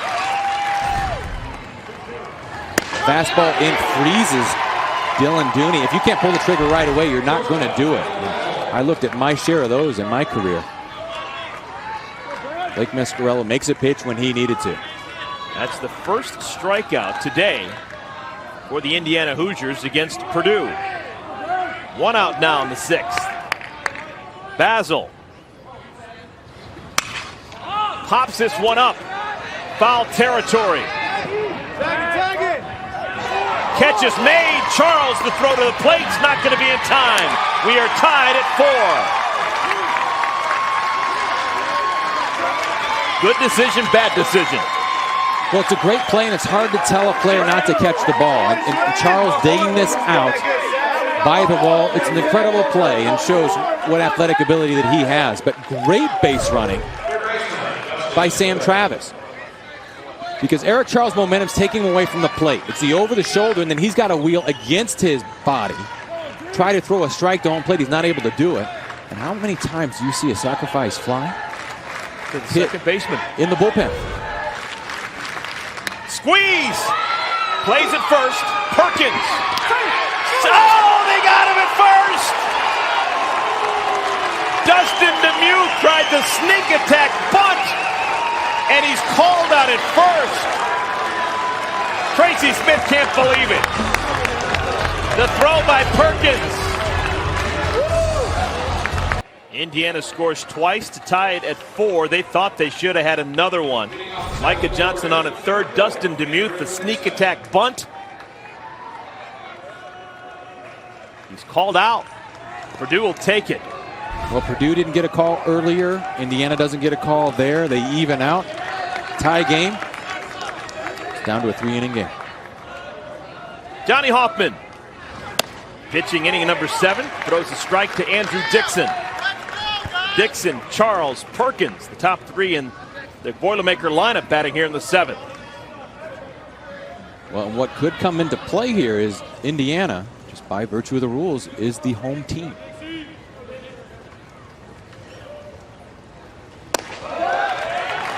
Purdue's undefeated, but they're the visitors this game, and now Indiana is the home team. And that could be a major factor in the outcome of this game.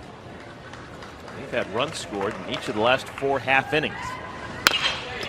Chopper foul.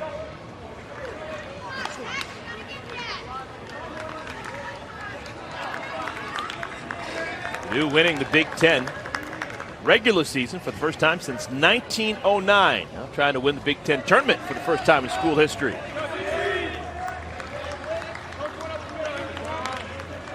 One-two pitch.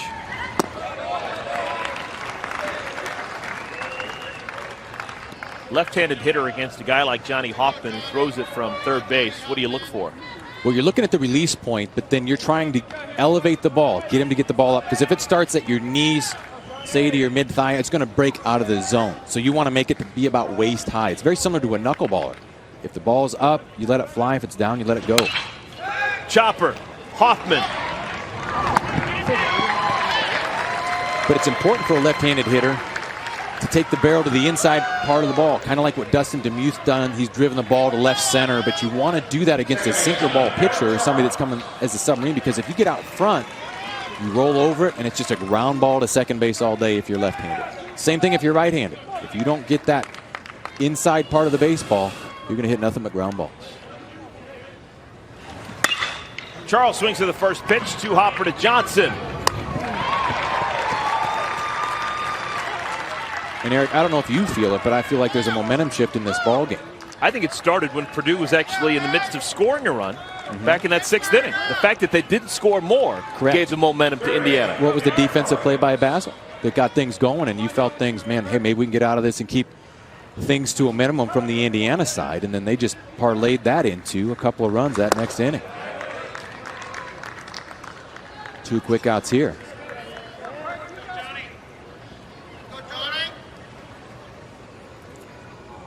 Cameron Perkins, 1 for 3.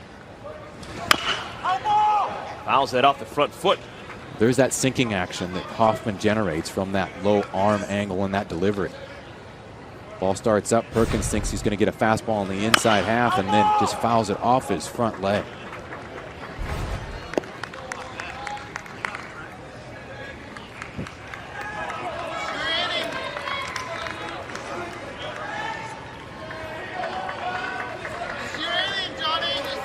Top of the 7th inning, Cameron Perkins batting. Ball 1, strike 2. 2 outs. Kevin Plawecki would bat if Perkins gets on.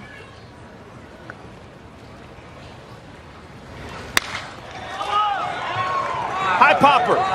Travis makes the play in fair territory. Side is retired. A 1-2-3 inning for Hoffman. He's retired 6 in a row. Purdue, a win. And they win the Big Ten tournament for the first time in school history. Indiana, they need to win not only tonight, but they also need to win tomorrow afternoon. With Scott Poze, I'm Eric Collins. And Scott, you got to wonder about these Purdue Boilermakers. Everything's gone their way this year. Right now, things are not going their way. Well, they're being challenged, and by their in-state rival. I mean, these two schools have a long storied rivalry in Indiana, and it seems only fitting that it's coming down to this Big Ten championship between these two schools. And Indiana's enjoying being a thorn in Purdue's side right now, and it just feels like momentum's on their side. Will Nolden lays down a bunt. Plawecki. Man, he's a good defender, isn't he? Cianfrocco stays on the bag. That's the first out here in the bottom of the 7th. Well, that's your Big Ten Player of the Year. He has been the catcher at Purdue for all 3 years, caught nearly every game, and he hops right on this. A great bunt from Nolden. Throws in one motion, and then give credit to Cianfrocco for keeping his foot on the base. Scott, it kind of makes you wonder whether or not Tracy Smith and the Hoosier coaching staff notices something about Cameron Perkins. Remember the inning before, the bottom of the 6th ended, Dustin DeMuth laid a bunt down the third base line with 2 outs, maybe trying to surprise Perkins, who's probably not 100% right now with his legs. And now to begin this 7th inning, they lay down a bunt third base side, didn't go far enough down the line, so Perkins didn't have to make the play. Instead, it was the catcher Plawecki. Well, they're going to test him if they do see there's a little bit of weakness there. O'Connor was able to get a base hit his last at bat. Hit one off of his hands down the left field line. Ended up being a big base hit in the inning, which Indiana scored a couple of runs. He later came around and scored on that Curitin double. Blake Mascarello, the 2nd inning of work. Pitch misses down low.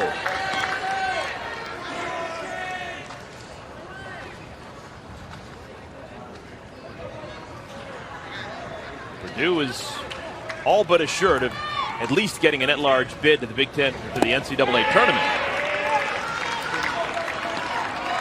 It's got Lisa Byington, who has more on the backstop for Purdue.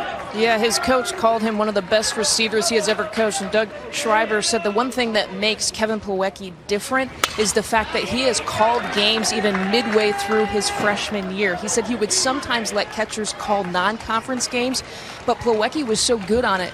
And he was basically on the same page with Schreiber about 90% of the time, that he just let him go from midway through his freshman year till now. It's a guy who has been around and done so many good things. Thank you, Lisa. It's fun to watch. This guy doesn't panic. Either with a bat in his hands or when he's catching a pitcher or fielding a little nubber in front of the plate. He's a coach on the field, and the players respond, and so does the pitching staff, as Purdue has. The pitchers have been outstanding this Big Ten tournament all year. That's a base hit to right field. Cutting it off is Serrato. 1-out base hit for O'Connor.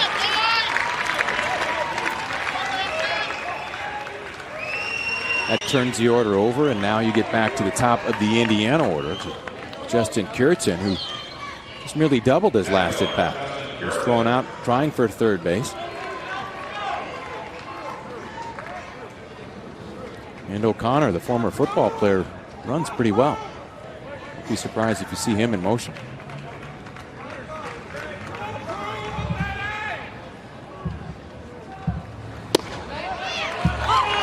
Indiana had a whole bunch of nothing through the first 4 innings. It wasn't until 2 outs in the 5th when they had a double, single, and a double to score 2 runs. Then they scored 2 more times in the 6th. That was helped out by a couple of errors by Purdue.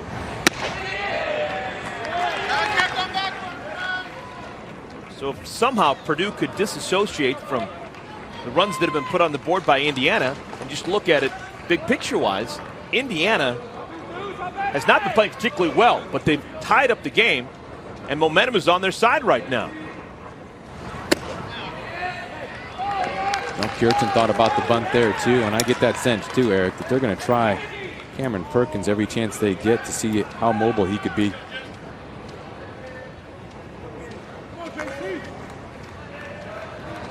Two balls and a strike.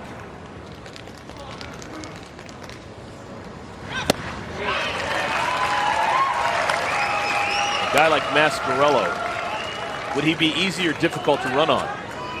Well, if you get first move, if you guess, that means you've got to guess right that he's not going to pick off. We have yet to see a move from him here today. But it's not Mascarello you're worried about. It's Plawecki and his arm behind the plate. Curitin strikes out. Mascarello is pretty quick to the plate. I'd say his pop time. That is the time that after he picks up his leg to when the ball is caught by the catcher. It's right around 1.2 seconds. And that's the cutoff for when you can steal a base. If it's 1-2 or below, shut it down, because that's a slide step and you're not going to have enough time. But your quick guys, if it gets to be 1-2, 1-2-5, 1-3, then you're going. Anything above that, it's a day at the races. Schreiber got the rally started in the 6th inning. Swings at this pitch and hits it right to the first baseman, Cianfrocco. Side is retired. We've made it through 7. Purdue 4, Indiana 4. Top of the 8th inning, 4-4 tie. Purdue and Indiana. If Purdue wins, it's all over. They win the 2012 Big Ten baseball tournament. If they lose, we'll have to play it again tomorrow. It'll be a noon Eastern time start. And then whoever wins that one takes the crown. Kevin Plawecki, Barrett Serrato, Angelo Cianfrocco against Johnny Hoffman. Plawecki fouls it off his body. Plawecki walked to lead off the 6th inning, scored, but that was it. Looked to be a very promising inning for Purdue, but they stalled at the 1 run.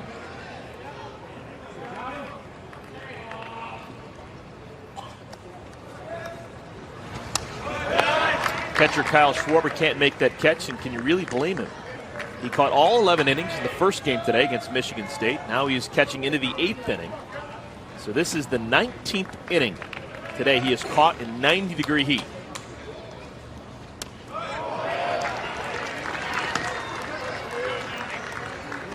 A couple of sinkers have gotten away from Hoffman. Finds himself now down on the count to the Big Ten Player of the Year and Kevin Plawecki. It's a hitter's count, 2-1. Plawecki's going to look for a fastball in the inner half, probably about belt high. If he gets that, he's going to take a healthy cut.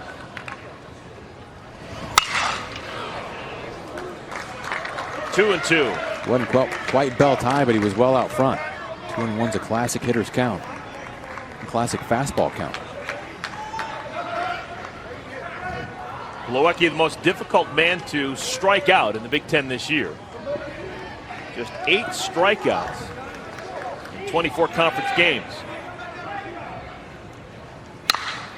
Hits this one high and deep. It's got a chance. It is gone! Plawecki gives Purdue the lead. Whatever you need, he will provide. 5-4 Boilers.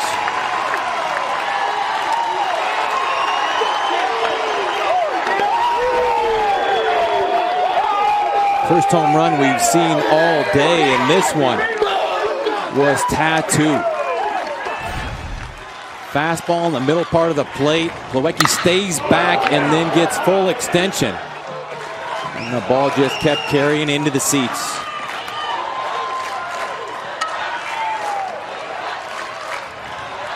A once-in-a-generation player for Purdue. How special is Kevin Plawecki?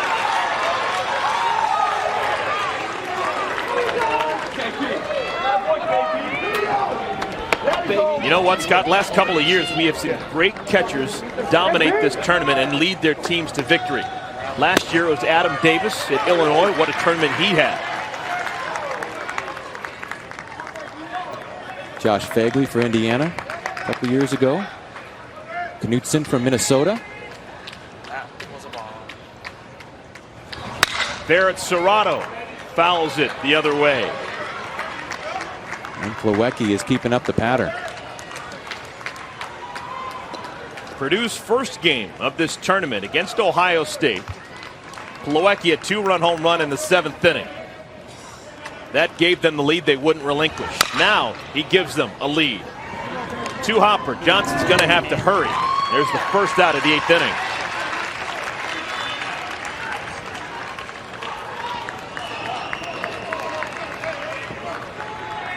Top of the 8th inning. Indiana still has 6 more outs to work with. When does Purdue start thinking about bringing up Whitgren, getting him loose, the closer? I'm guessing in the 9th. It's all going to be dependent on what Mascarello looks like when he comes out in the 8th inning. Up the middle, solid single, Cianfrocco.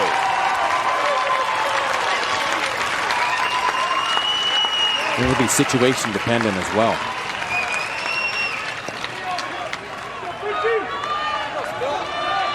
Doug Schreiber electing to go with a pinch hitter in this situation. Ryan Bridges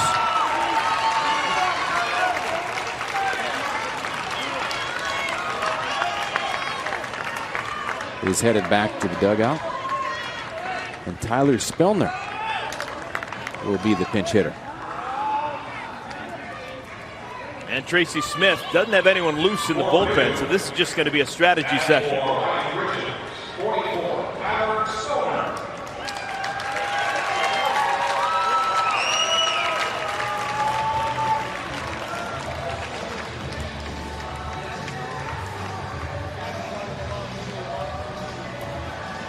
(5-4). Purdue on top of Indiana. This was the score that Ohio State lost to Purdue on Thursday. Matt Dearden getting loose just in case for Indiana.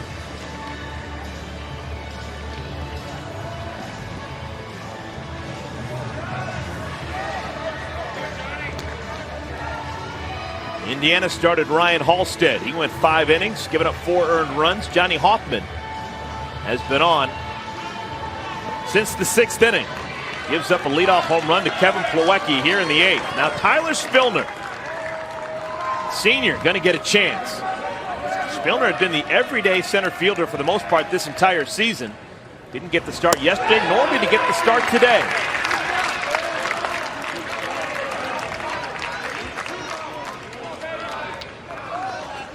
We've already seen a couple of nice hit and runs in this tournament for Purdue. Is this a situation where you may try something? Well, you're up a run and you could be aggressive. Nothing on, possible double play. 4-3 on the twin kill side is retired.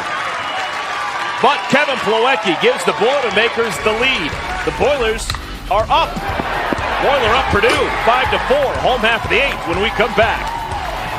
We are back. Indiana trailing Purdue 5-4. Bottom of the 8th inning. Let's take a look at the Hoosiers' in-game box score. They've got 4 runs on 7 hits. They're going to have Travis, Johnson, and Dooney batting here in the 8th inning against Blake Mascarello. Mascarello, second team All Big Ten. So is Sam Travis. Travis also had the distinction of being the Big Ten Freshman of the Year. Chases a pitch down in the dirt. Well, he went after the curveball that looked like it was going to be up in the zone, but then had some good bite on it and downward action from Mascarello. Doesn't chase that one. Travis has bounced to short twice. He's also reached on an error by the pitcher. Mascarello back in the 6th.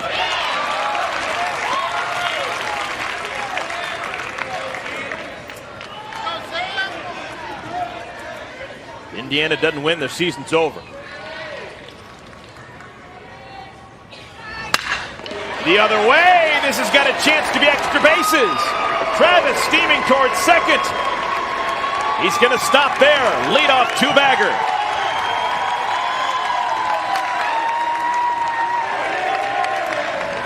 Well, with 2 strikes, Travis has that plan. Tracy Smith has compared him to his former All-American outfielder, Alex Dickerson, because he has a plan at the plate, and that's good 2-strike hitting. It's a pitch out and away. Mascarello knows he's made a mistake, and it's a double for Sam Travis.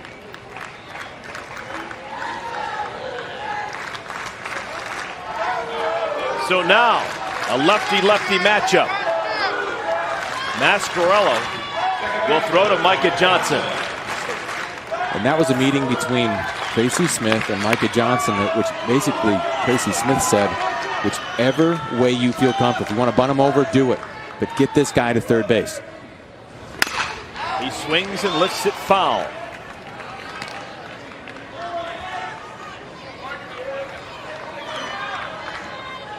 Mascarello does have some protection. Purdue is getting loose in that bullpen. It's Nick Whitgren. Went too far, 0-2.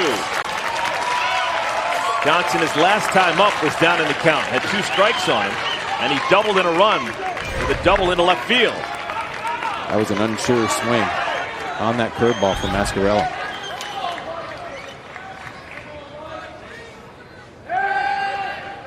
The inside move from Mascarello to try to prevent Travis from getting too far off the base.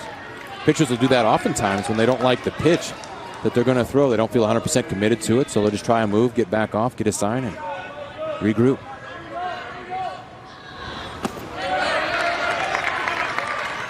Mascarella and Plawecki saw that Johnson was offering that curveball away, so they tried to expand the zone a little bit, throw that one further out to see if he's going to offer at it.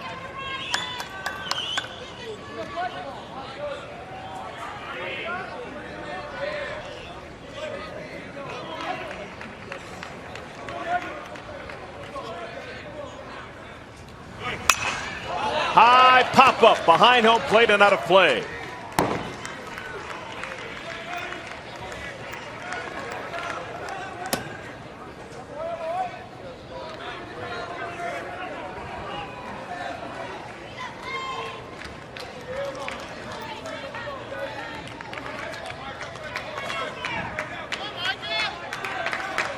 Travis on at second. Leadoff double here in the home half of the 8th.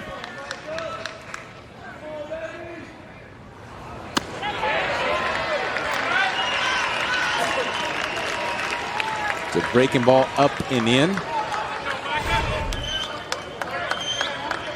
Mike and White want to be careful of keeping that bat in the air like that. I have seen it happen where the ball would hit and then come back fair. Try to get the bat down. On the ground, Johnson does his job. You just love seeing that. Micah Johnson, when he crosses first base, he makes the first out of the inning, but he's so pumped up. And look what the greeting he's going to get when he goes to the dugout. Well, it was his job to get his teammate Sam Travis 90 feet to third base for Dylan Dooney.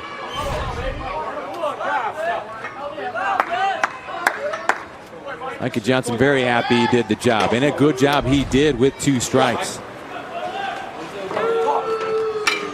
So now here comes the right-handed swinging Dylan Dooney. And we're going to have a pinch runner. Wow, they're going to take out Sam Travis. So the Big Ten's freshman of the year is going to be lifted for a pinch runner over at third base.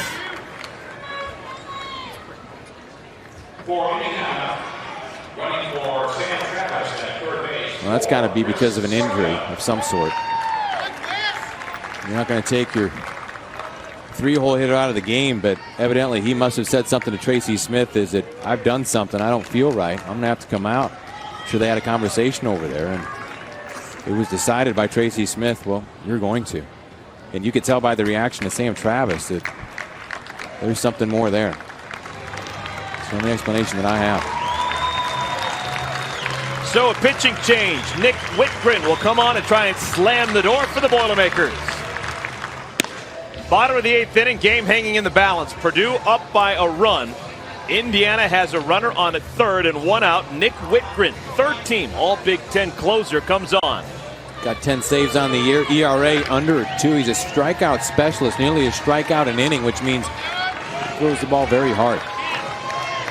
Dylan Dooney better be geared up for the fastball. Now Purdue is in on the corners. It looks like the middle infielders are playing halfway. No, they're moving in. So infielders in for Purdue to try to cut this run off. Chris Soika, the pinch runner. Dooney fouls it away. Healthy fastball at 91 miles an hour from Whitgren. Dooney just a bit tardy.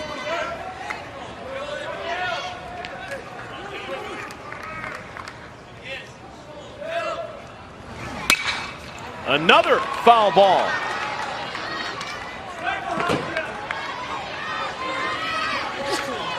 Two-strike approach now would be for Dooney is to choke up on the bat and be as short as you can to the ball. It looks like Nick Whitgren is just running up there very firm. And Dooney's been tardy. Oh, 95 miles per hour. Oh, we could hear Whitgren grunt all the way up here in our booth. I don't know if we've seen 95 this entire tournament.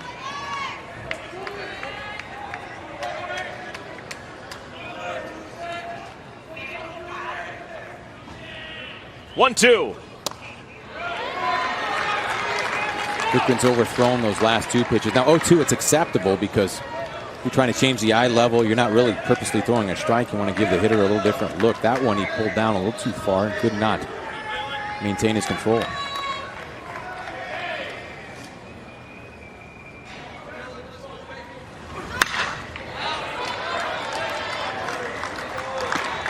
Dooney's hit 3 foul balls, all of them the exact same spot, right near the lights down the first base line.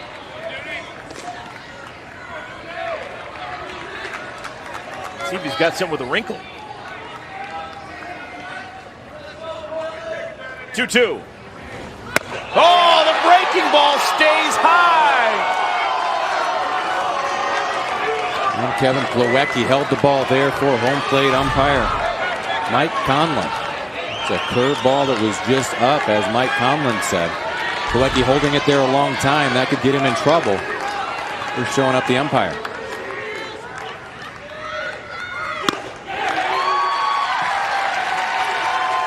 So he had him 0-2, loses him.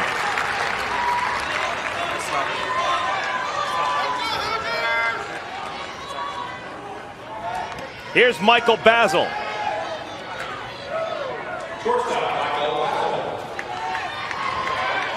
Michael Basil had the big hit against Michigan State. Keep Indiana alive in this tournament yesterday. Hard to left field. Catch is made by Talbot. This is going to score a run. We are tied at 5. Basil comes through again with a sacrifice fly.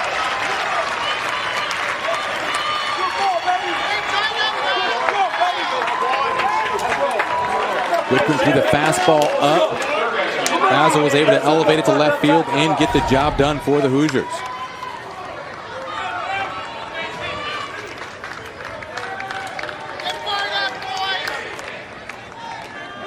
So Soika, the pinch runner for Travis, ties the game at 5.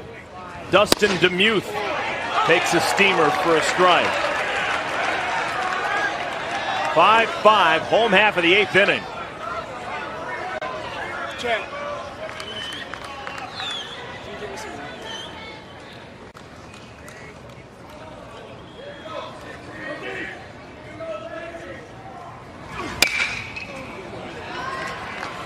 Now Wickren's got DeMuth down on the count, 0-2. Now, I've used the term fluid motion and max effort pitcher. Nick Whitgren is a max effort pitcher right now. He's putting everything he can behind every fastball.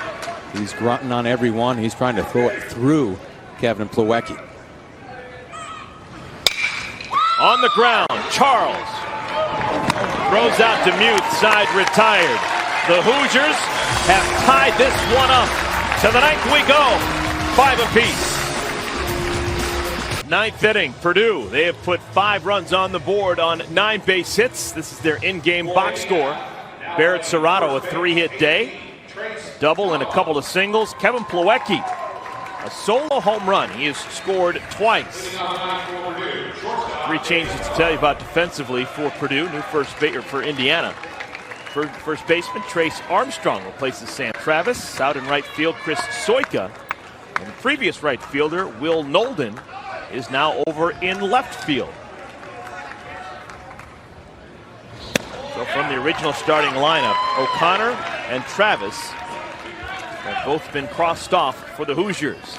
David Miller leads things off. Miller, Stephen Talbot, and Andrew Dixon against Johnny Hoffman.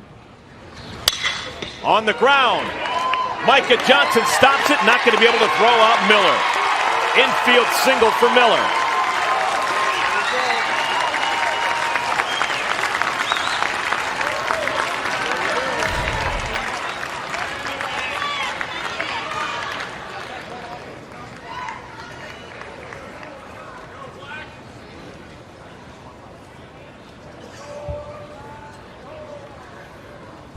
Mike Johnson did a good job to get to that ball. It's going to be ruled a base hit, as it should be, but Johnson upset with himself that he could not get that ball out of his glove. A lot of second basemen aren't even getting to that ball.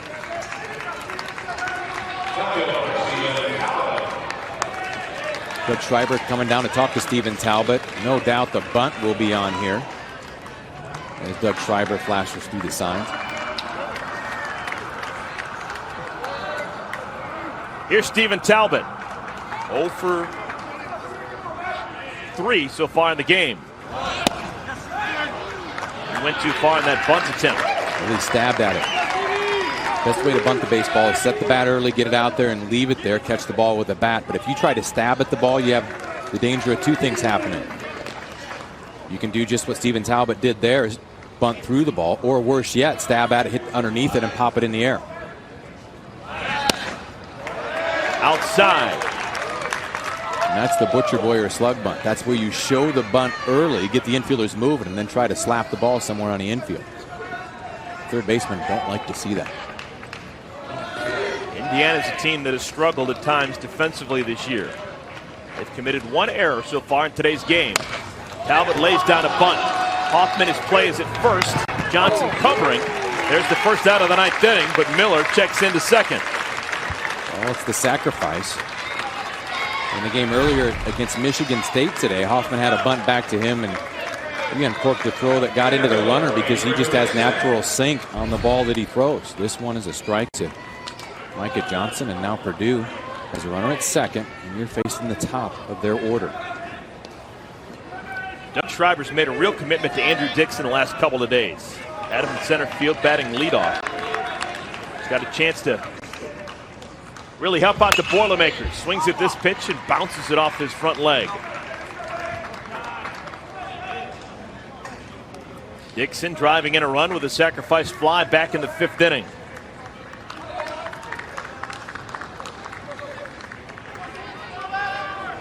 In the last 24-hour window, this man right there, Johnny Hoffman, has thrown over 100 pitches. He pitched in last night's game, 3 in the third innings, getting 10 outs against Purdue. Pitched in the earlier game today against Michigan State. And now, working in his fourth inning here against the Boilermakers tonight.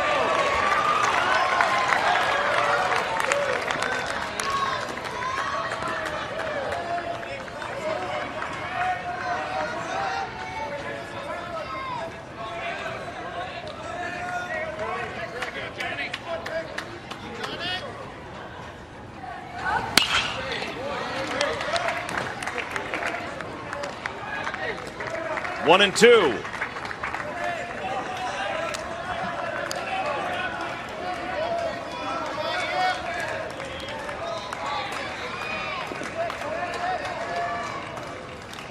Miller, your runner on at second.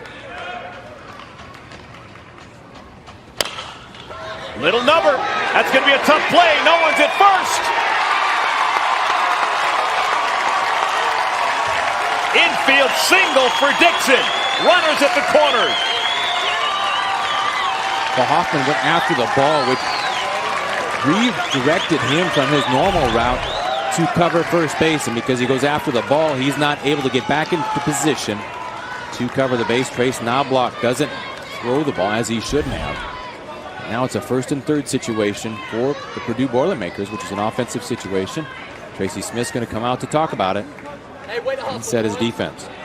Already today, Tracy Smith has earned his keep with the decisions he has made defensively in these type of situations. If you didn't catch the game earlier against Michigan State, he was masterful in the ninth inning, keeping the Spartans at bay and allowing the Hoosiers to get out of a big-time jam. He's going to need to do it again right here. Well, this is a strategy meeting to see how Hoffman's feeling, number one. Secondly, on the contingency plans, should Purdue try to steal a run with a first and third situation.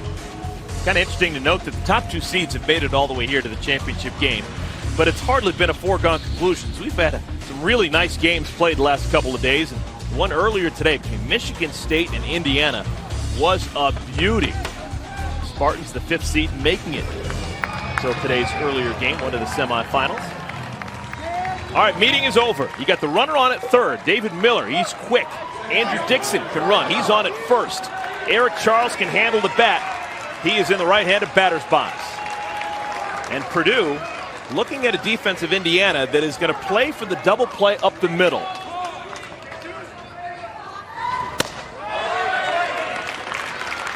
Are you surprised at the double play depth of the middle infielders? No, Indiana. because with a hitter like Charles who can spray the ball all over the infield, if you bring the infield in, you really cut down the range of your infielders. And Indiana is just a double play from getting out of this inning.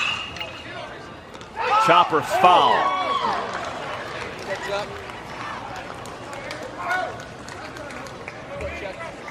Dustin Demuth is in at the corners. Trace Knobloch is holding on Dixon at first base.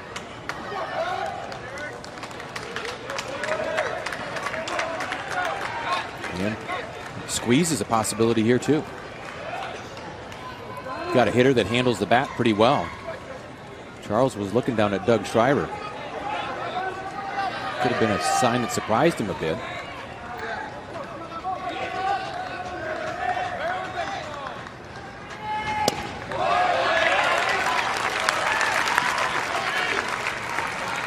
Two balls and a strike.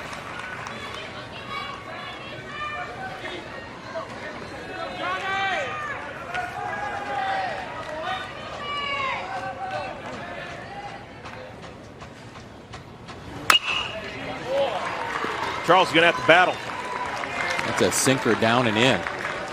Born in on the hands of Charles. He's not able to get his arms extended.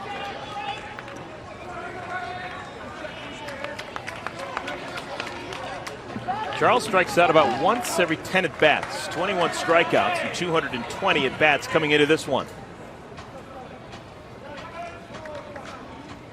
2-2.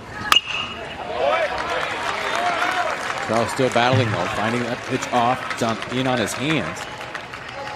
Hoping that he can get one that he can handle.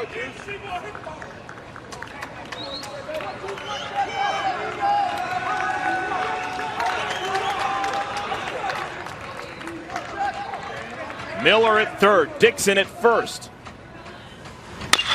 Chopper, fair ball. The play's at the plate. They've got Miller hung up.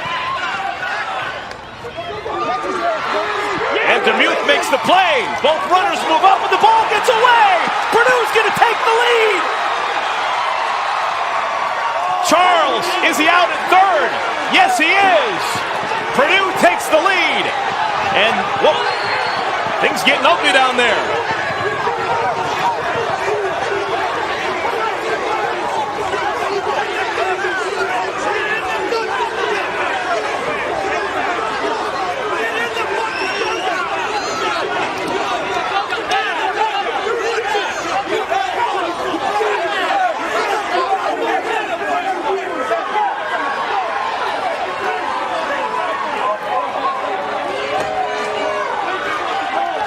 There's some frustration right there. That started with frustration. Purdue has taken the lead. It is 6-5. The top of the ninth is over. It looks like everyone's still in the game.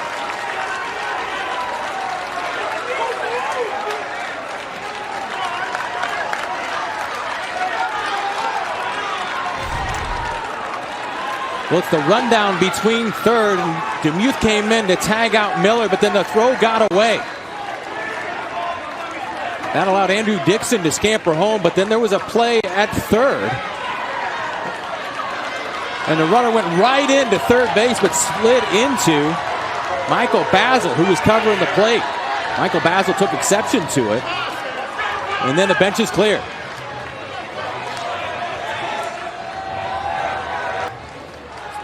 So Indiana's going to send Will Nolden to the plate. He has had a day.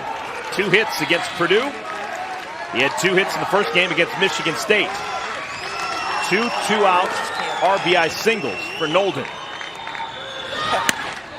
Whitgren starts with a breaking ball, strike 1.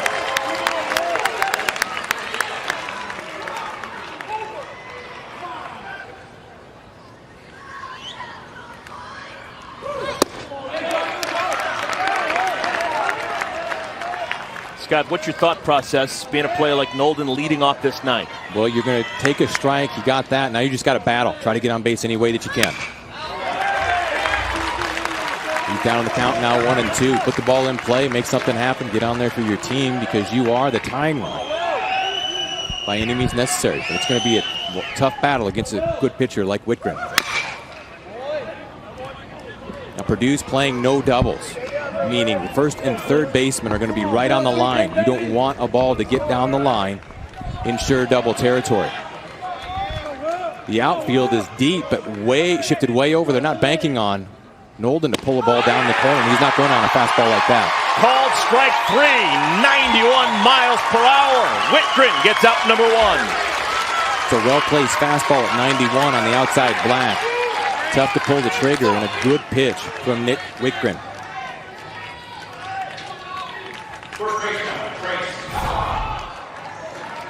Just freezes him. Here's Knobloch. Fouls it off of Plawecki's face mask. I think that got him on the shoulder.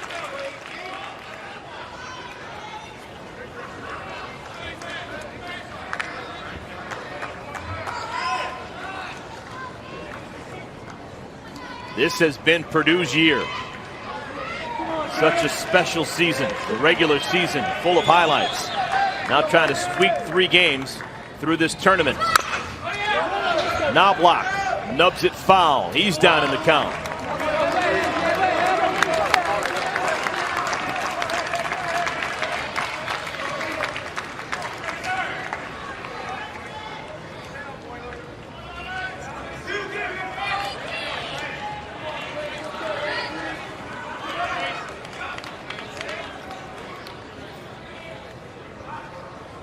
Oh, 2 pitch. Trace Knobloch fouls that one off on 0-2. 91-mile-an-hour fastball. Wickgren gets ahead. And when he does, he can try to expand the zone, and that velocity makes it that much tougher. Got him to chase a pitch in the dirt. Plawecki to first for out number 2.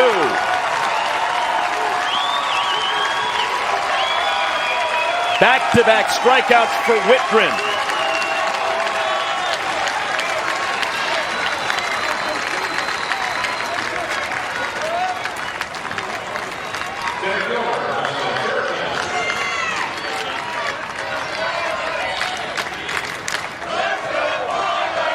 Last hope for Indiana, Justin Curtin.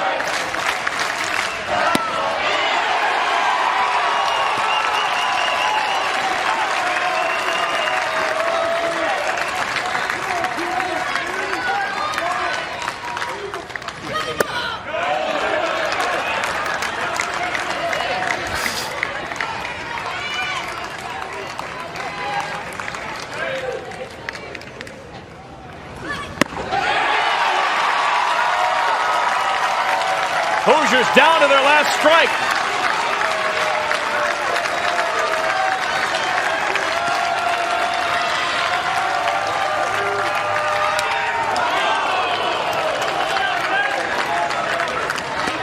Curtin able to spoil that pitch. Fastball up. But Wickgren is looking pretty dominant right now.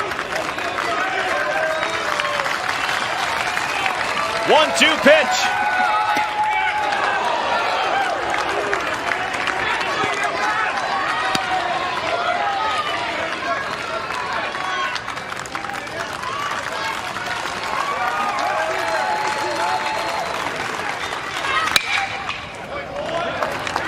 A bit late on that fastball. That shows you the velocity that Wickgren still has.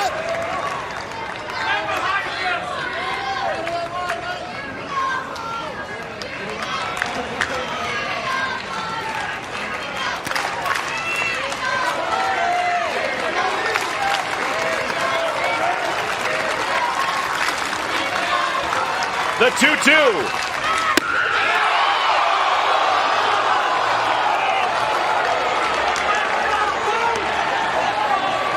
Perkins battled back to a full count. Wickgren misses with a fastball away.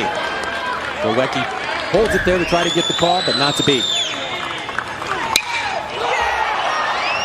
Into center field. Playable for Dixon. Purdue! They win it! The 2012 Big Ten Tournament Championship.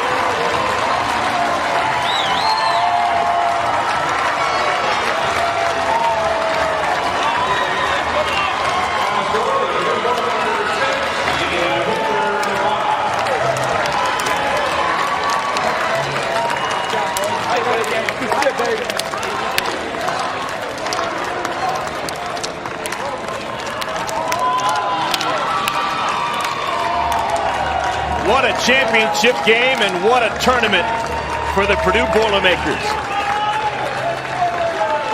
Showed you just why this is going to be a real difficult team to beat in the NCAA tournament.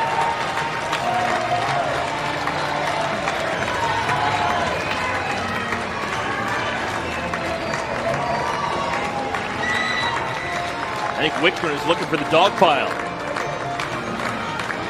So Purdue, they win the regular season. They win the Big Ten tournament title, sweeping 3 games against Ohio State and 2 against the Indiana Hoosiers. 6-5 the final. They pound out 11 hits today.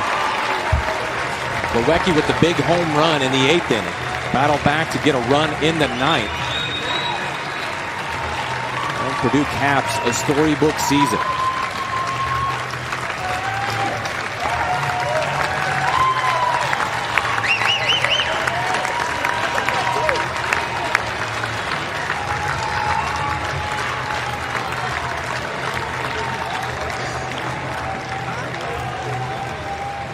Purdue wins the first Big Ten tournament title in school history.